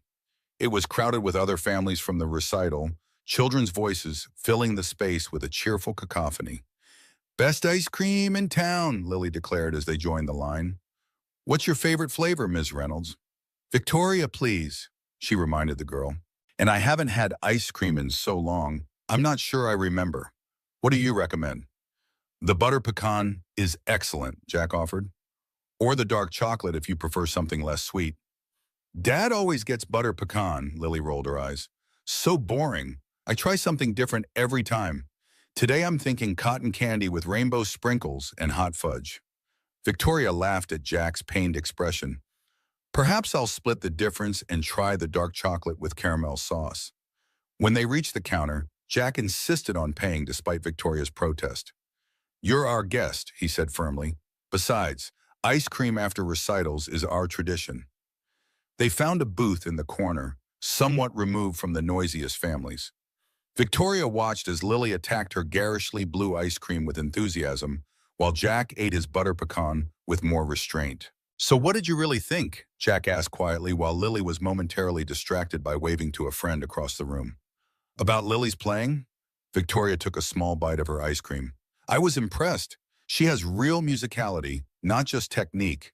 She understands the architecture of the piece, which is rare at her age. But, Jack prompted, sensing her hesitation. Victoria chose her words carefully. She's holding back, physically, I mean. I can see her being cautious with her energy. Jack nodded, his expression somber. Her condition limits her. The doctors say she can play, but she has to be careful not to overexert herself. It's a constant balancing act. It must be difficult, Victoria said. For both of you. It is what it is, Jack replied, with the resignation of someone who had long ago accepted difficult circumstances. We adapt. Lily returned her attention to them. What are you guys talking about? You look so serious. Just telling Victoria how proud I am of you, Jack said, reaching over to tuck a strand of hair behind his daughter's ear. And that I think you're ready to start on that Beethoven sonata you've been wanting to try. Lily's eyes widened. Really? You said it was too demanding. It is demanding, Jack agreed. But after seeing how you handled the Mozart today, I think you're ready, as long as we work on it slowly and take breaks when you need them. The joy on Lily's face was radiant. She turned to Victoria. Did you hear that? I get to play Beethoven. That's wonderful, Victoria smiled. The Pathétique? Lily nodded enthusiastically. I've been asking for months, but Dad said it was too strenuous. It is strenuous, Jack reminded her. We'll have to be careful. Always with the careful, Lily sighed, but without real frustration. She turned to Victoria. Do you know the Pathétique? I used to, Victoria admitted. It was one of my favorites when I was a bit older than you. Maybe you could play it for me sometime, Lily suggested, so I can hear how it's supposed to sound? Victoria hesitated. It's been a very long time since I played it. I'm not sure I do it justice. You don't have to be perfect, Lily said with the same directness she'd shown at Lakeside. Dad says music isn't about perfection. It's about connection. Victoria glanced at Jack, who looked both proud of and slightly embarrassed by his daughter's philosophizing. Your dad seems to have a lot of wisdom about music. He does, Lily agreed seriously. He just doesn't play enough anymore. She turned to her father. You should practice what you preach, Dad. Jack gave a small, rueful smile. I suppose I walked into that one. As they finished their ice cream, Victoria found herself more relaxed than she'd been in years. There was something refreshingly honest about the Thompsons. No posturing, no hidden agendas, just genuine interaction. It was the opposite of the carefully calculated relationships that dominated her professional life, where every word and gesture was weighed for its strategic value. When they parted outside the ice cream parlor, Lily surprised Victoria with a quick hug. Thanks for coming to my recital, she said, and for the ice cream conversation. It was my pleasure, Victoria replied, genuinely touched. Thank you for inviting me into your tradition. Will you come to my next one too? Lily asked hopefully. It's in 6 weeks, and I'm playing Beethoven, Jack intervened. Lily, Ms. Reynolds is very busy. We can't expect... I'd love to, Victoria interrupted, if I can make it work with my schedule. Jack gave her a long look, as if trying to understand her motives. Then he nodded. You're always welcome. As Victoria walked back to her car, she found herself smiling. There was something undeniably appealing about being treated as just a person, not a CEO or William Reynolds' daughter. With Jack and Lily, she could simply be Victoria, a woman who loved music and ice cream and Saturday afternoons without agendas. The problem was she wasn't sure how much longer this unusual friendship could continue before the board's concerns escalated into something more restrictive. Frank Porter was not a man who gave up easily, and he clearly saw her interest in Jack as leverage he could use against her. Victoria's smile faded as she reached her car. The real world was waiting, with all its complications and politics. But for a few hours, she had glimpsed something different, something simpler and more genuine. And she wasn't ready to let it go. The William Reynolds Foundation for Artists in Crisis had been dormant for nearly 5 years, its substantial endowment sitting untouched in investment accounts, while the foundation existed only as a legal entity with minimal activity. Victoria had served as nominal chairperson since her father's death, but had never actively directed its operations, allowing the foundation's small board to maintain the status quo.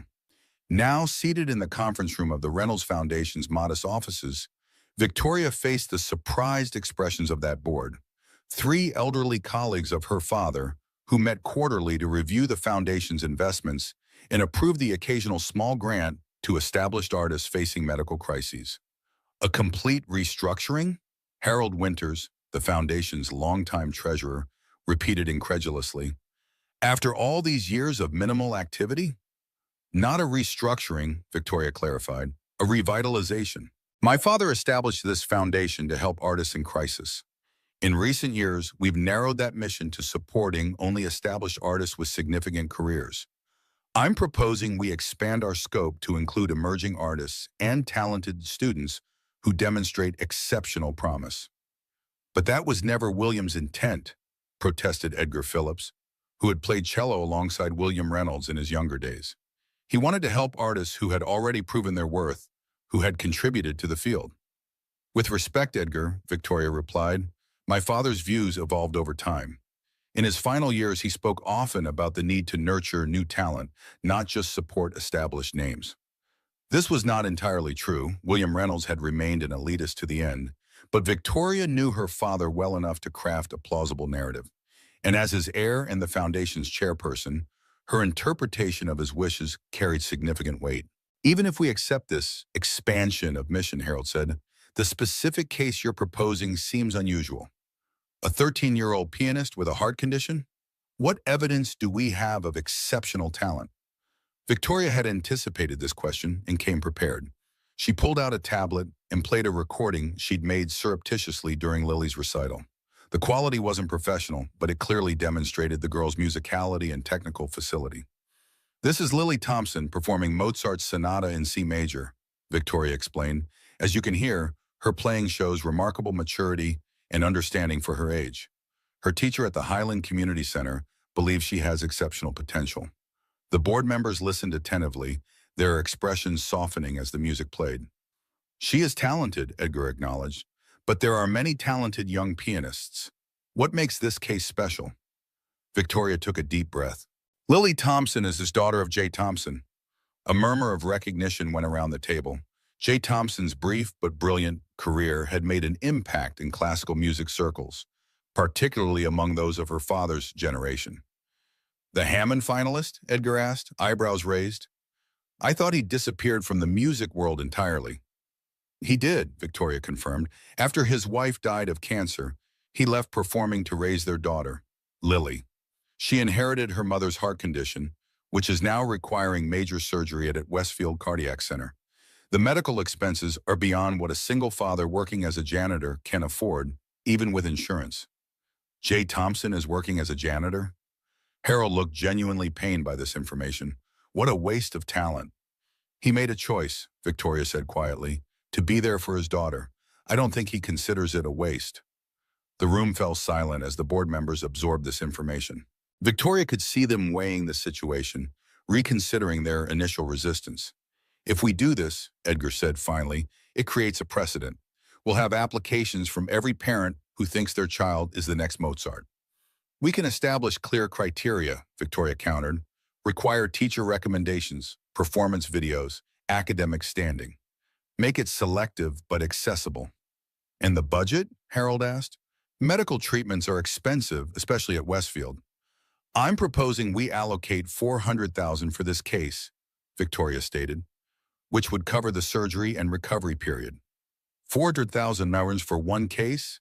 Harold looked shocked. That's more than our entire grant budget for the past 2 years combined.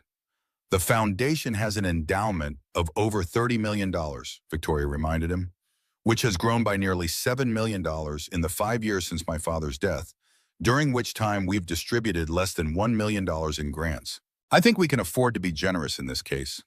Edgar and Harold exchanged glances, clearly torn between their conservative instincts and the compelling case Victoria had made.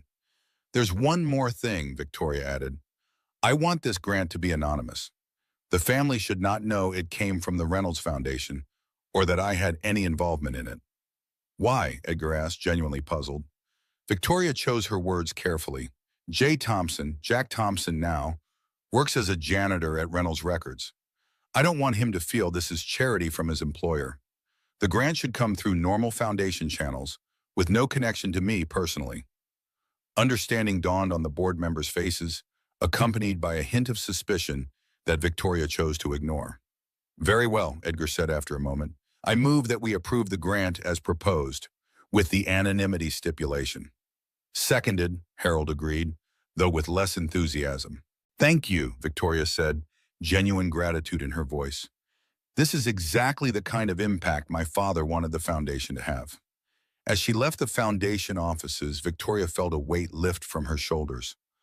Lily would get her surgery, Jack wouldn't have to bankrupt himself to pay for it, and neither would ever know of her involvement. It was the perfect solution.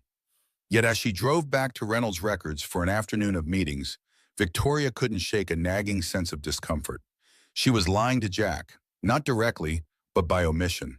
She was making decisions that affected his life without his knowledge or consent.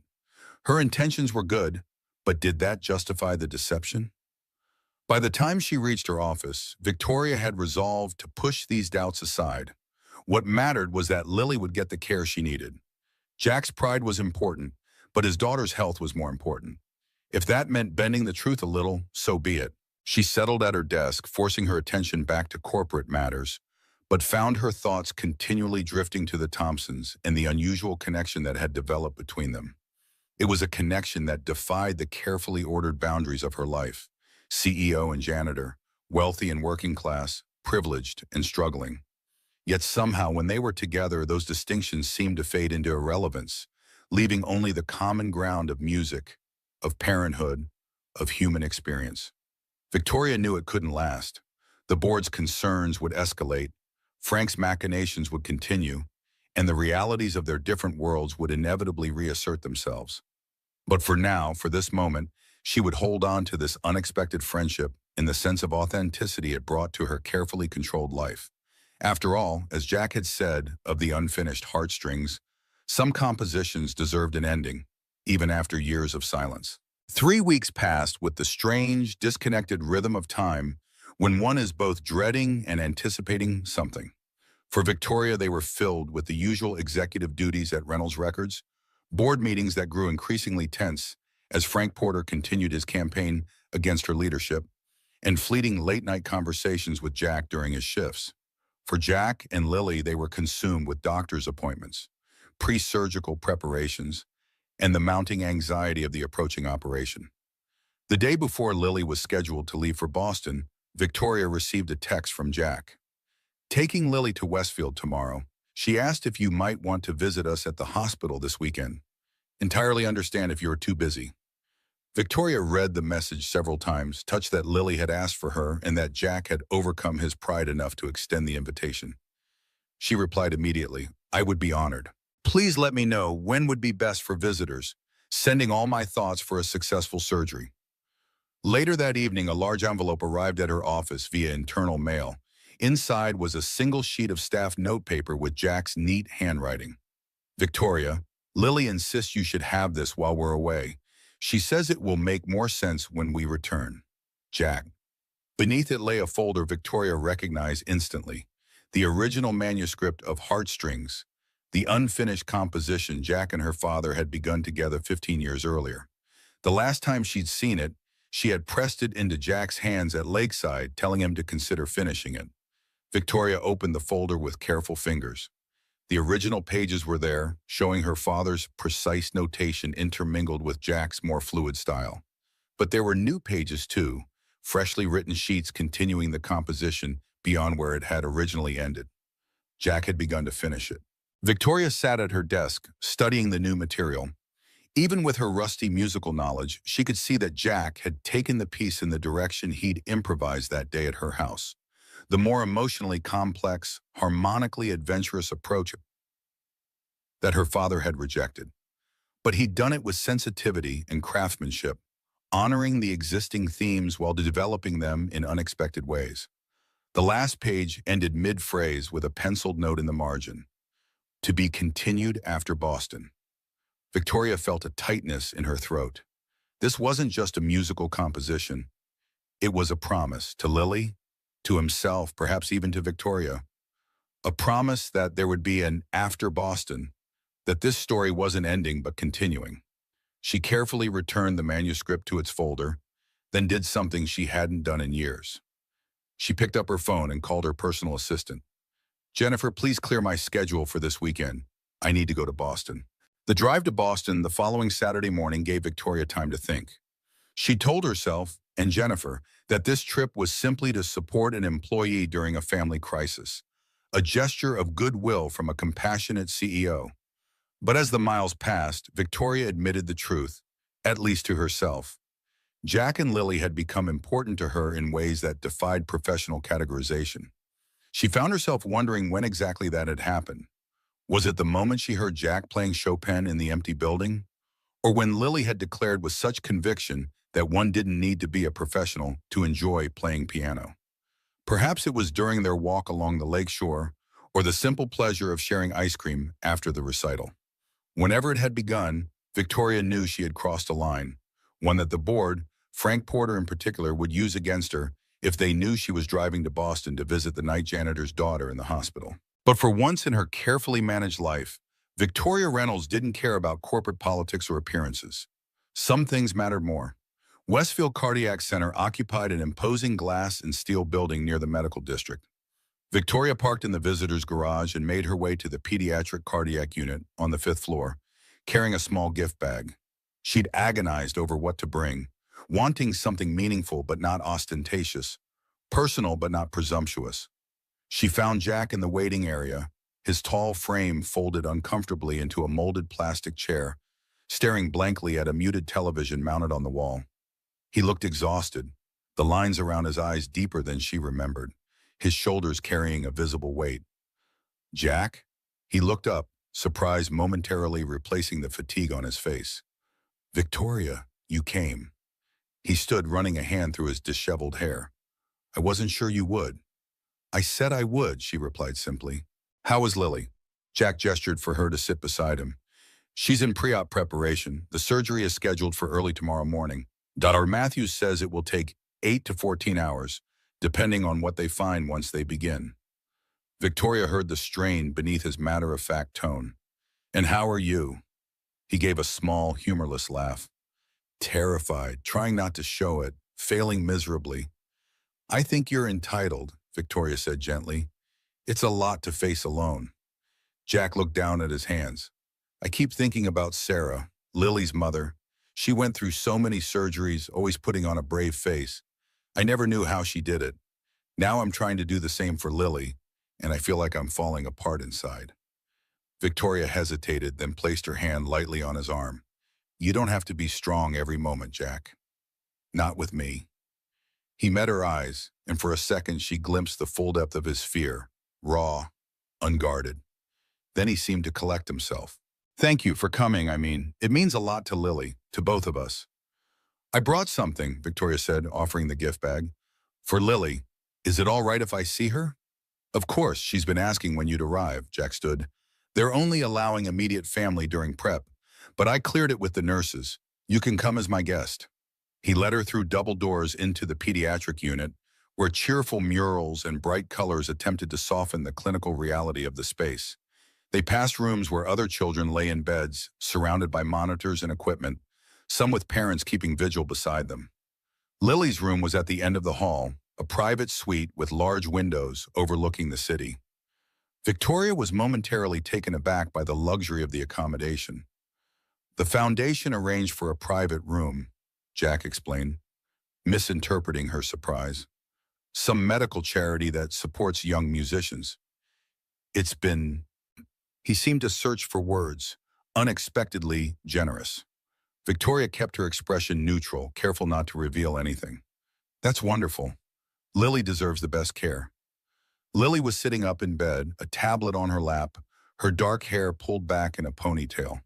Despite the hospital gown and the monitoring leads attached to her chest, she looked remarkably composed for a 13-year-old facing major surgery. She looked up as they entered, her face brightening. Ms. Reynolds, you really came. I promised I would, Victoria smiled, approaching the bed. And please, remember, it's Victoria. Victoria, Lily corrected herself. Dad said you might be too busy with CEO stuff. Victoria glanced at Jack, who had the grace to look slightly abashed. I'm never too busy for friends, she said, setting the gift bag on the edge of the bed. I brought you something. Lily eagerly reached for the bag. Can I open it now? That's generally how gifts work, Victoria replied with a smile. Lily pulled out a small vintage music box, carved from rich walnut with an inlaid design of musical notes on the lid. It's beautiful, she breathed, running her fingers over the polished wood. Open it, Victoria encouraged. Lily lifted the lid, and the delicate notes of Debussy's Clair de Lune filled the room. Inside, a miniature piano keyboard rotated slowly. It was mine when I was about your age, Victoria explained. My grandmother gave it to me when I started piano lessons. I thought, I thought you might like some music during your recovery, even when you can't play yourself. Lily looked up, her eyes wide. This was yours, but it's so special. Are you sure you want me to have it? Very sure, Victoria assured her. It's been sitting on a shelf for years. It deserves to be with someone who appreciates it. Lily held the music box carefully as if it were made of glass. Thank you, I'll take really good care of it. I know you will. Victoria sat in the chair beside the bed. So tell me how you're feeling about tomorrow.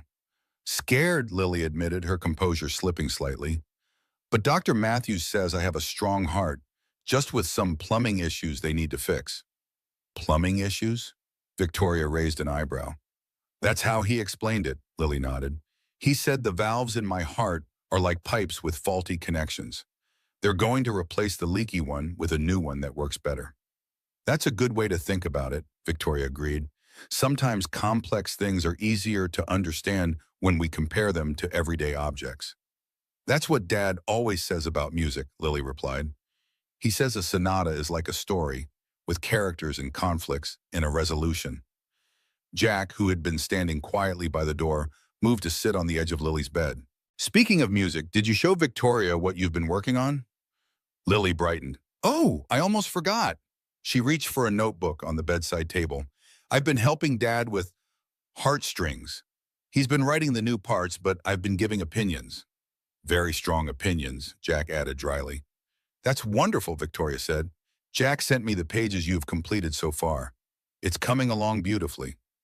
He's going to finish it while I'm recovering, Lily announced, so I can hear the whole thing when I'm better.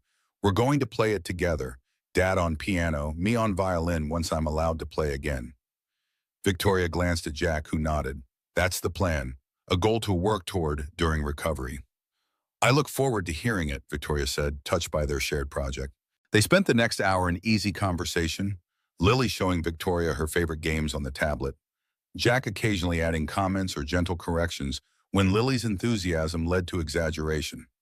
Victoria was struck by how comfortable it felt, this simple interaction with no agenda beyond human connection. A nurse appeared at the door. Time for the next round of pre-op meds, Lily, and then you should try to rest. Lily made a face but didn't argue. Will you come back tomorrow, Victoria, after the surgery? Victoria hesitated, looking to Jack for guidance. It's likely to be a very long day, he said carefully. Victoria might not be able to wait that long. I'll come, Victoria assured Lily. I might not be able to stay the entire time, but I'll be here. Lily nodded, satisfied. Good. Dad needs someone to keep him company so he doesn't worry too much. Jack rolled his eyes affectionately. Thanks for the vote of confidence, kiddo. After saying goodbye to Lily, Jack walked Victoria back to the visitors area. You don't have to come tomorrow, he said quietly. It's going to be hours of waiting, with nothing happening. I want to, Victoria replied, unless you'd rather I didn't. Jack shook his head. It's not that, it's just a lot to ask of anyone, let alone someone who's technically my boss. Is that what I am, Mariadno? Victoria asked. Your boss? Jack considered this. I don't know what you are, he admitted.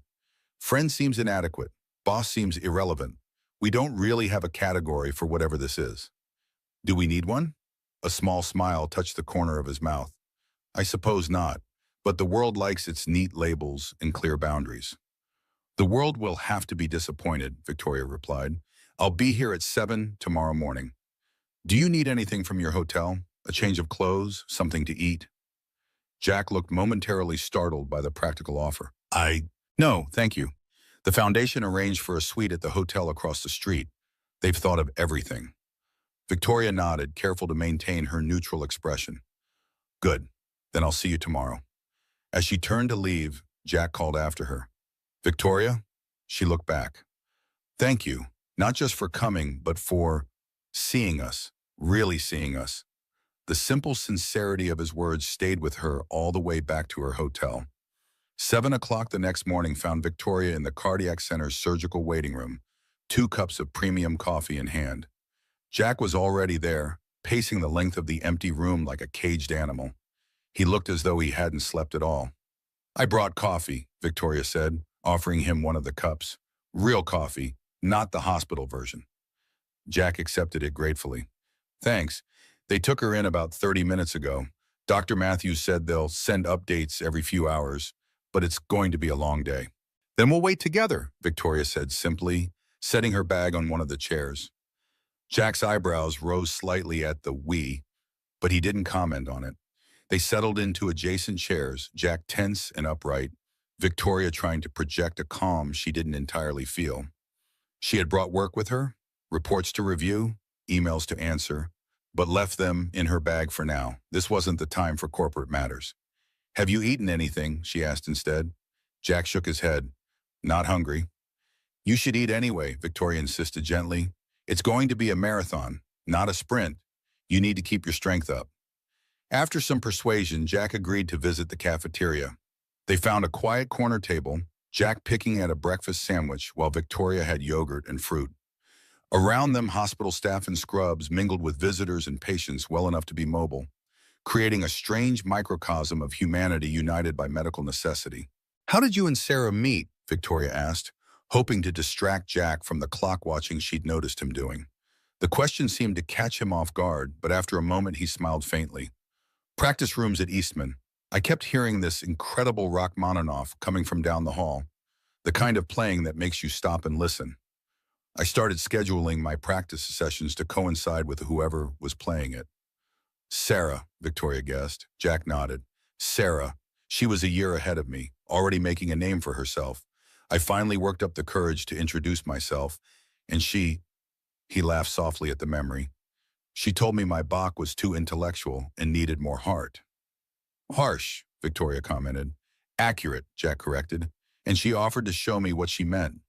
We started practicing together, and eventually, he trailed off, his eyes distant. She was extraordinary, not just as a pianist, but as a person. She had this way of seeing into the heart of things, music, people, situations. Lily has that quality, Victoria observed, that insight beyond her years. Yes, Jack agreed, she does. It's one of the many ways she reminds me of her mother. He turned the coffee cup in his hands. Sarah would have been so proud of her. Terrified today, of course, but proud of how Lily's handling everything. Victoria hesitated, then asked the question that had been on her mind since she'd first learned about Jack's past. Do you regret it, giving up your career after Sarah died? Jack was quiet for a long moment. People often assume I do, he said finally. They see it as a sacrifice, a tragedy even. The promising pianist reduced to cleaning floors. He shook his head. But it was never a choice, Victoria. Lily needed me, not just financially or logistically, but fully present. Being her father became more important than being a pianist. But you're still a pianist, Victoria pointed out. I've heard you play. Yes, he acknowledged, but not in the way I was before. Music is still part of me, but it's not my identity anymore. I'm Lily's father first. Everything else is secondary. Victoria considered this. That's a kind of courage I'm not sure I understand. To so completely reorient your life around someone else. It's not courage, Jack said. It's just love. The most ordinary kind of love there is, a parent for their child. They fell silent, the simple truth of his words hanging between them. Victoria thought about her own father, who had loved music more than anything, more than his family, certainly more than his daughter's happiness. William Reynolds had never reoriented his life for anyone. He had expected the world, including his family, to orient around him. I think it's extraordinary, she said finally, what most people would call ordinary love. Jack met her eyes, something unreadable in his expression. Thank you for seeing it that way. Well, they returned to the waiting room, which had begun to fill with other families waiting for their own news. The hours crept by with excruciating slowness. Jack alternated between sitting tensely and pacing the room. Victoria tried to provide distraction with conversation when he seemed receptive, quiet companionship when he didn't. At the 4-hour mark, a surgical nurse appeared with the first update. Lily was stable, the procedure progressing as expected. Jack visibly relaxed at this news, though the worried crease remained between his brows. 4 hours down, maybe 10 to go, he murmured, more to himself than to Victoria. Around noon, Victoria reluctantly pulled out her laptop. I need to check in on a few things, she explained, but I'll be right here. Jack nodded. Of course, you have a company to run. Don't let me keep you from anything important. Nothing is more important than being here today, Victoria replied simply, opening her email. Jack looked at her with surprise, then something like gratitude. They settled into a strange rhythm. Victoria working quietly, Jack alternating between reading a dog-eared paperback he'd brought and staring into space. Both of them alert for any appearance by hospital staff. Occasionally they would talk, the conversation meandering from music to books to childhood memories. Victoria learned that Jack had grown up in a small town in Pennsylvania, the son of a high school music teacher who had recognized his talent early. He'd won his first piano competition at age 10, earned a scholarship to a prestigious arts high school, then another to Eastman. His path had seemed set: rising star, competition, circuit, international career, until life had intervened with Sarah's illness and death.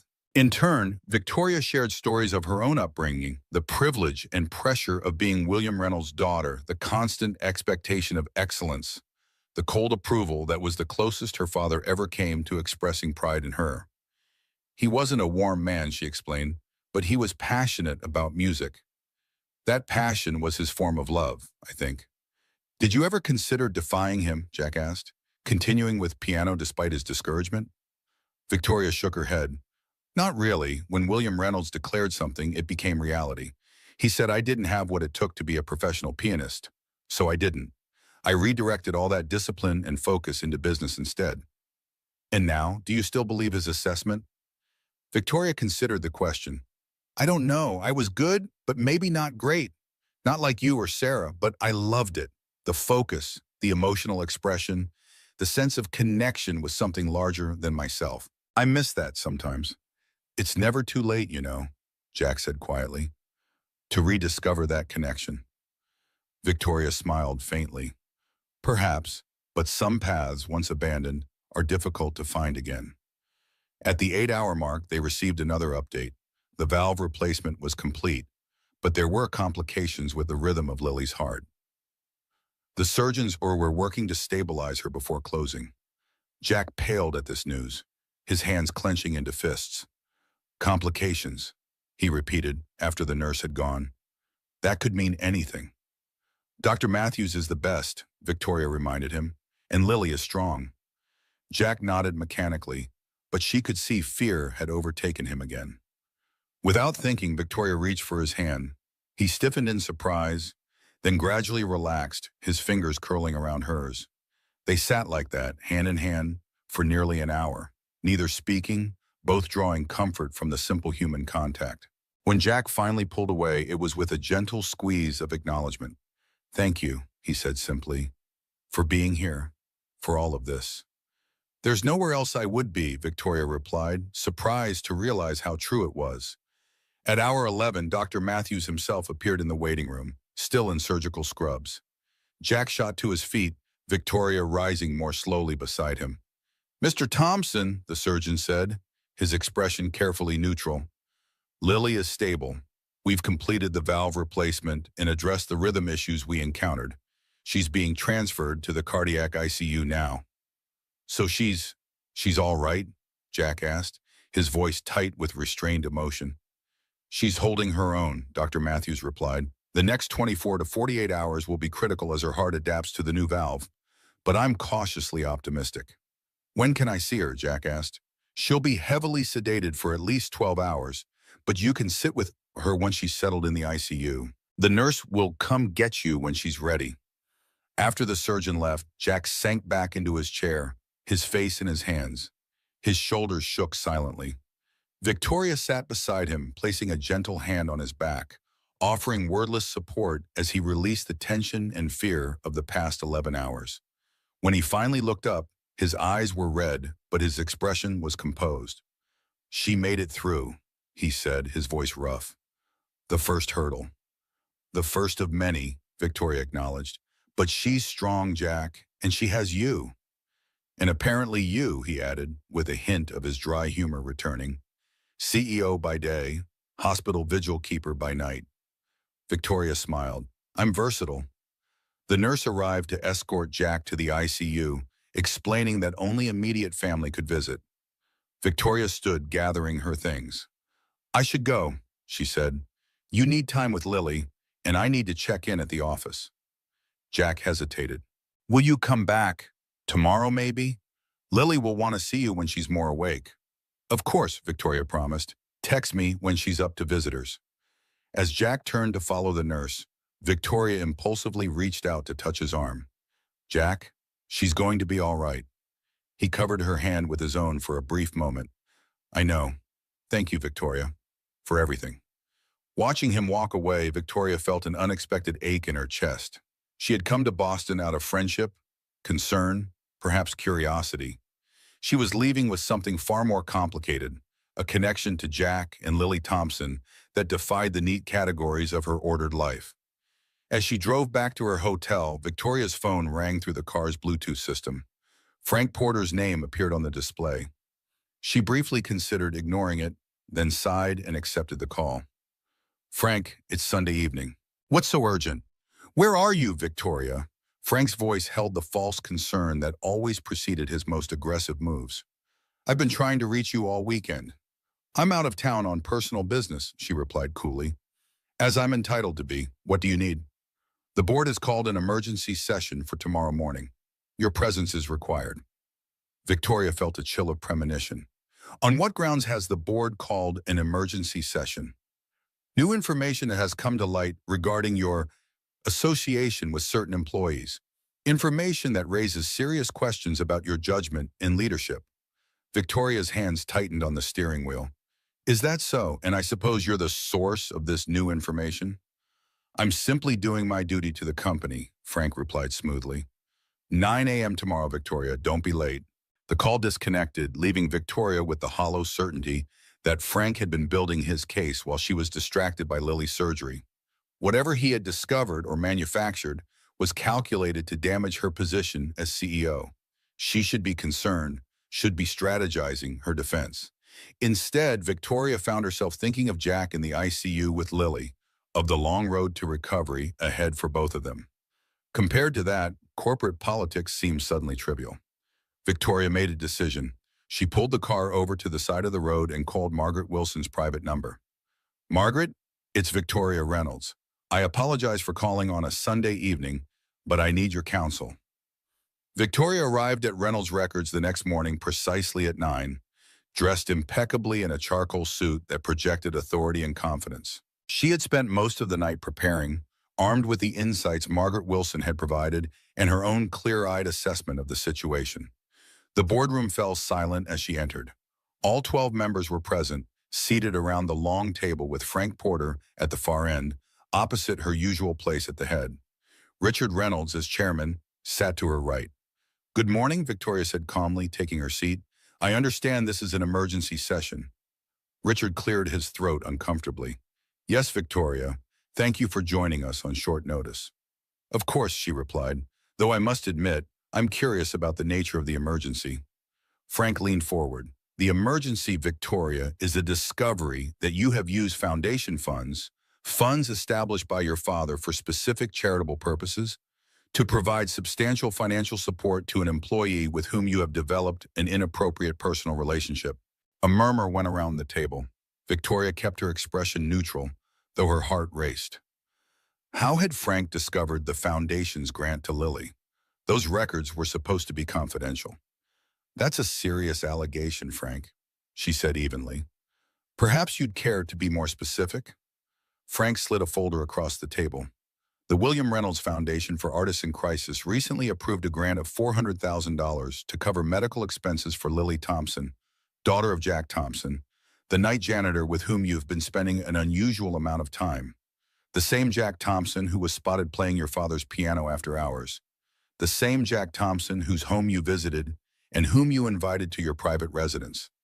Victoria opened the folder to find copies of the Foundation's grant documents, along with surveillance photos of her with Jack at the community center, at the ice cream parlor, and even entering the hospital in Boston. "You've been having me followed," she stated flatly. "The board authorized discreet monitoring when concerns about your judgment first arose," Richard interjected. "For your own protection, Victoria." "I see." Victoria closed the folder. "And what exactly am I being accused of? Helping the talented daughter of a former concert pianist receive medical care? Supporting a child with a life-threatening heart condition?" "You're being accused of misusing foundation funds to benefit someone with whom you have a personal relationship," Frank stated. "A clear conflict of interest, and of exercising poor judgment in developing that relationship in the first place." Victoria looked around the table, meeting each board member's eyes in turn. "The William Reynolds Foundation operates independently from Reynolds Records.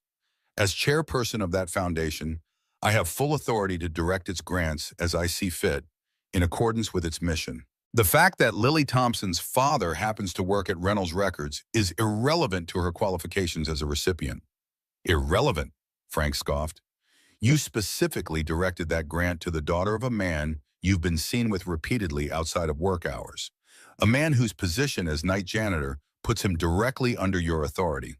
If that's not a conflict of interest, I don't know what is." Victoria turned to Margaret Wilson, who sat watching the exchange with shrewd eyes. "Margaret, you're on the Foundation's board as well. Perhaps you could illuminate the decision-making process that led to Lily Thompson's grant." Margaret nodded, picking up the cue smoothly. "The Foundation's board reviewed extensive documentation of Lily Thompson's musical talent and medical needs. We were particularly impressed by her connection to Jay Thompson, a pianist William himself had mentored briefly. The grant was approved unanimously by all board members, myself included." "And was Victoria's relationship with Jack Thompson discussed during those deliberations?" Frank pressed. "Ms. Reynolds recused herself from the final vote, citing a potential appearance of conflict," Margaret replied calmly. "The rest of the board determined that the grant was fully in line with the Foundation's mission, regardless of any professional connection between Miss Reynolds and Mr. Thompson." Victoria gave Margaret a small nod of thanks. The older woman had understood exactly what Victoria needed and had prepared accordingly. "So you see, Frank," Victoria continued, "proper protocols were followed.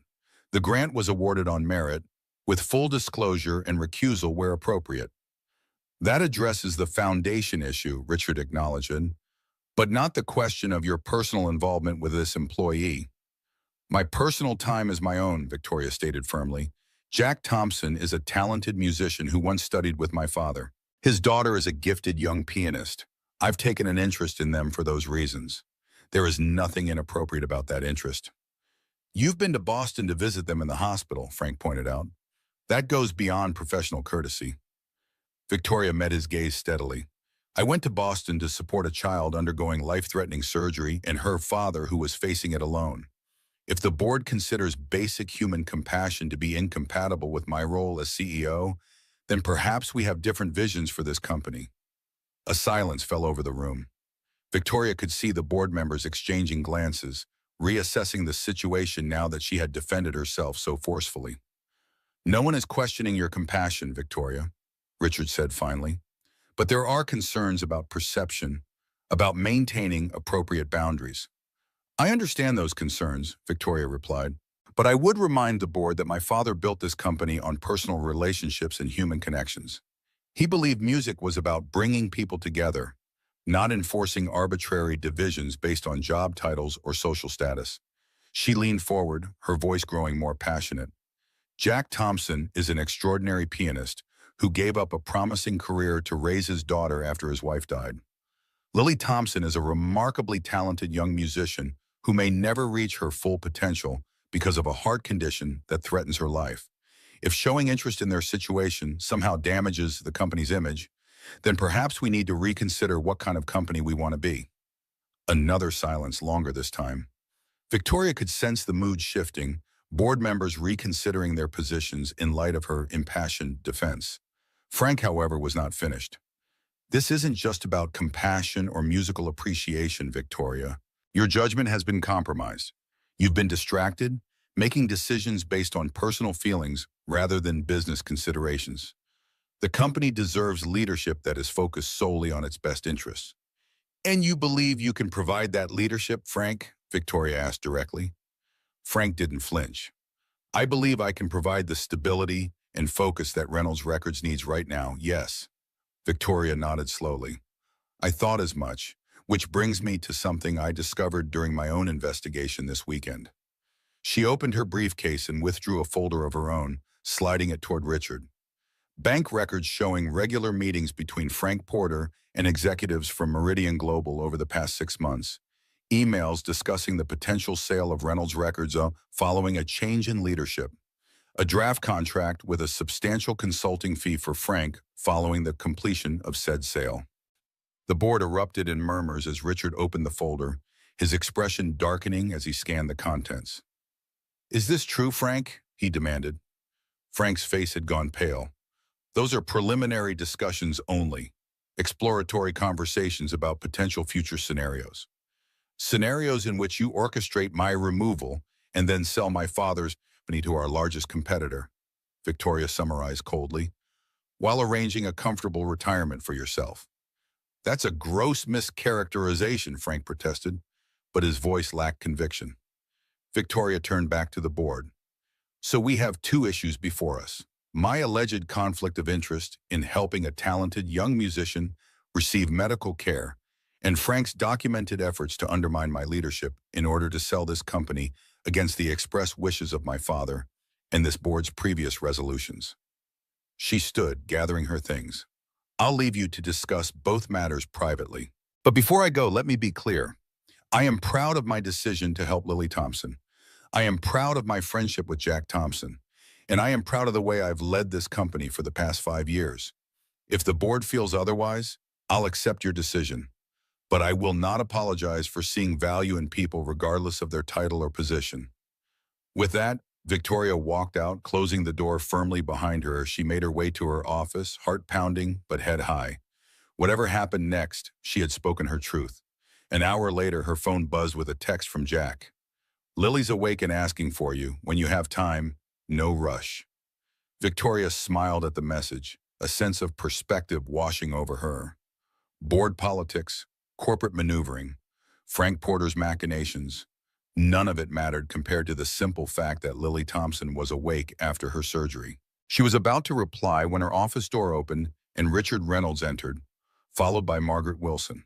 The board has reached a decision, Richard announced without preamble. Victoria straightened, preparing herself for whatever came next. I'm listening. Frank Porter has been removed from his position, effective immediately, Richard stated.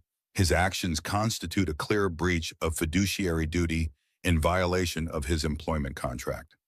Victoria blinked in surprise. And the other matter? My alleged conflict of interest? Margaret smiled. The board has determined that your personal relationships are your own business, provided they don't interfere with your duties as CEO, which by all objective measures, they have not. I see, Victoria said, relief washing through her. Thank you for your confidence.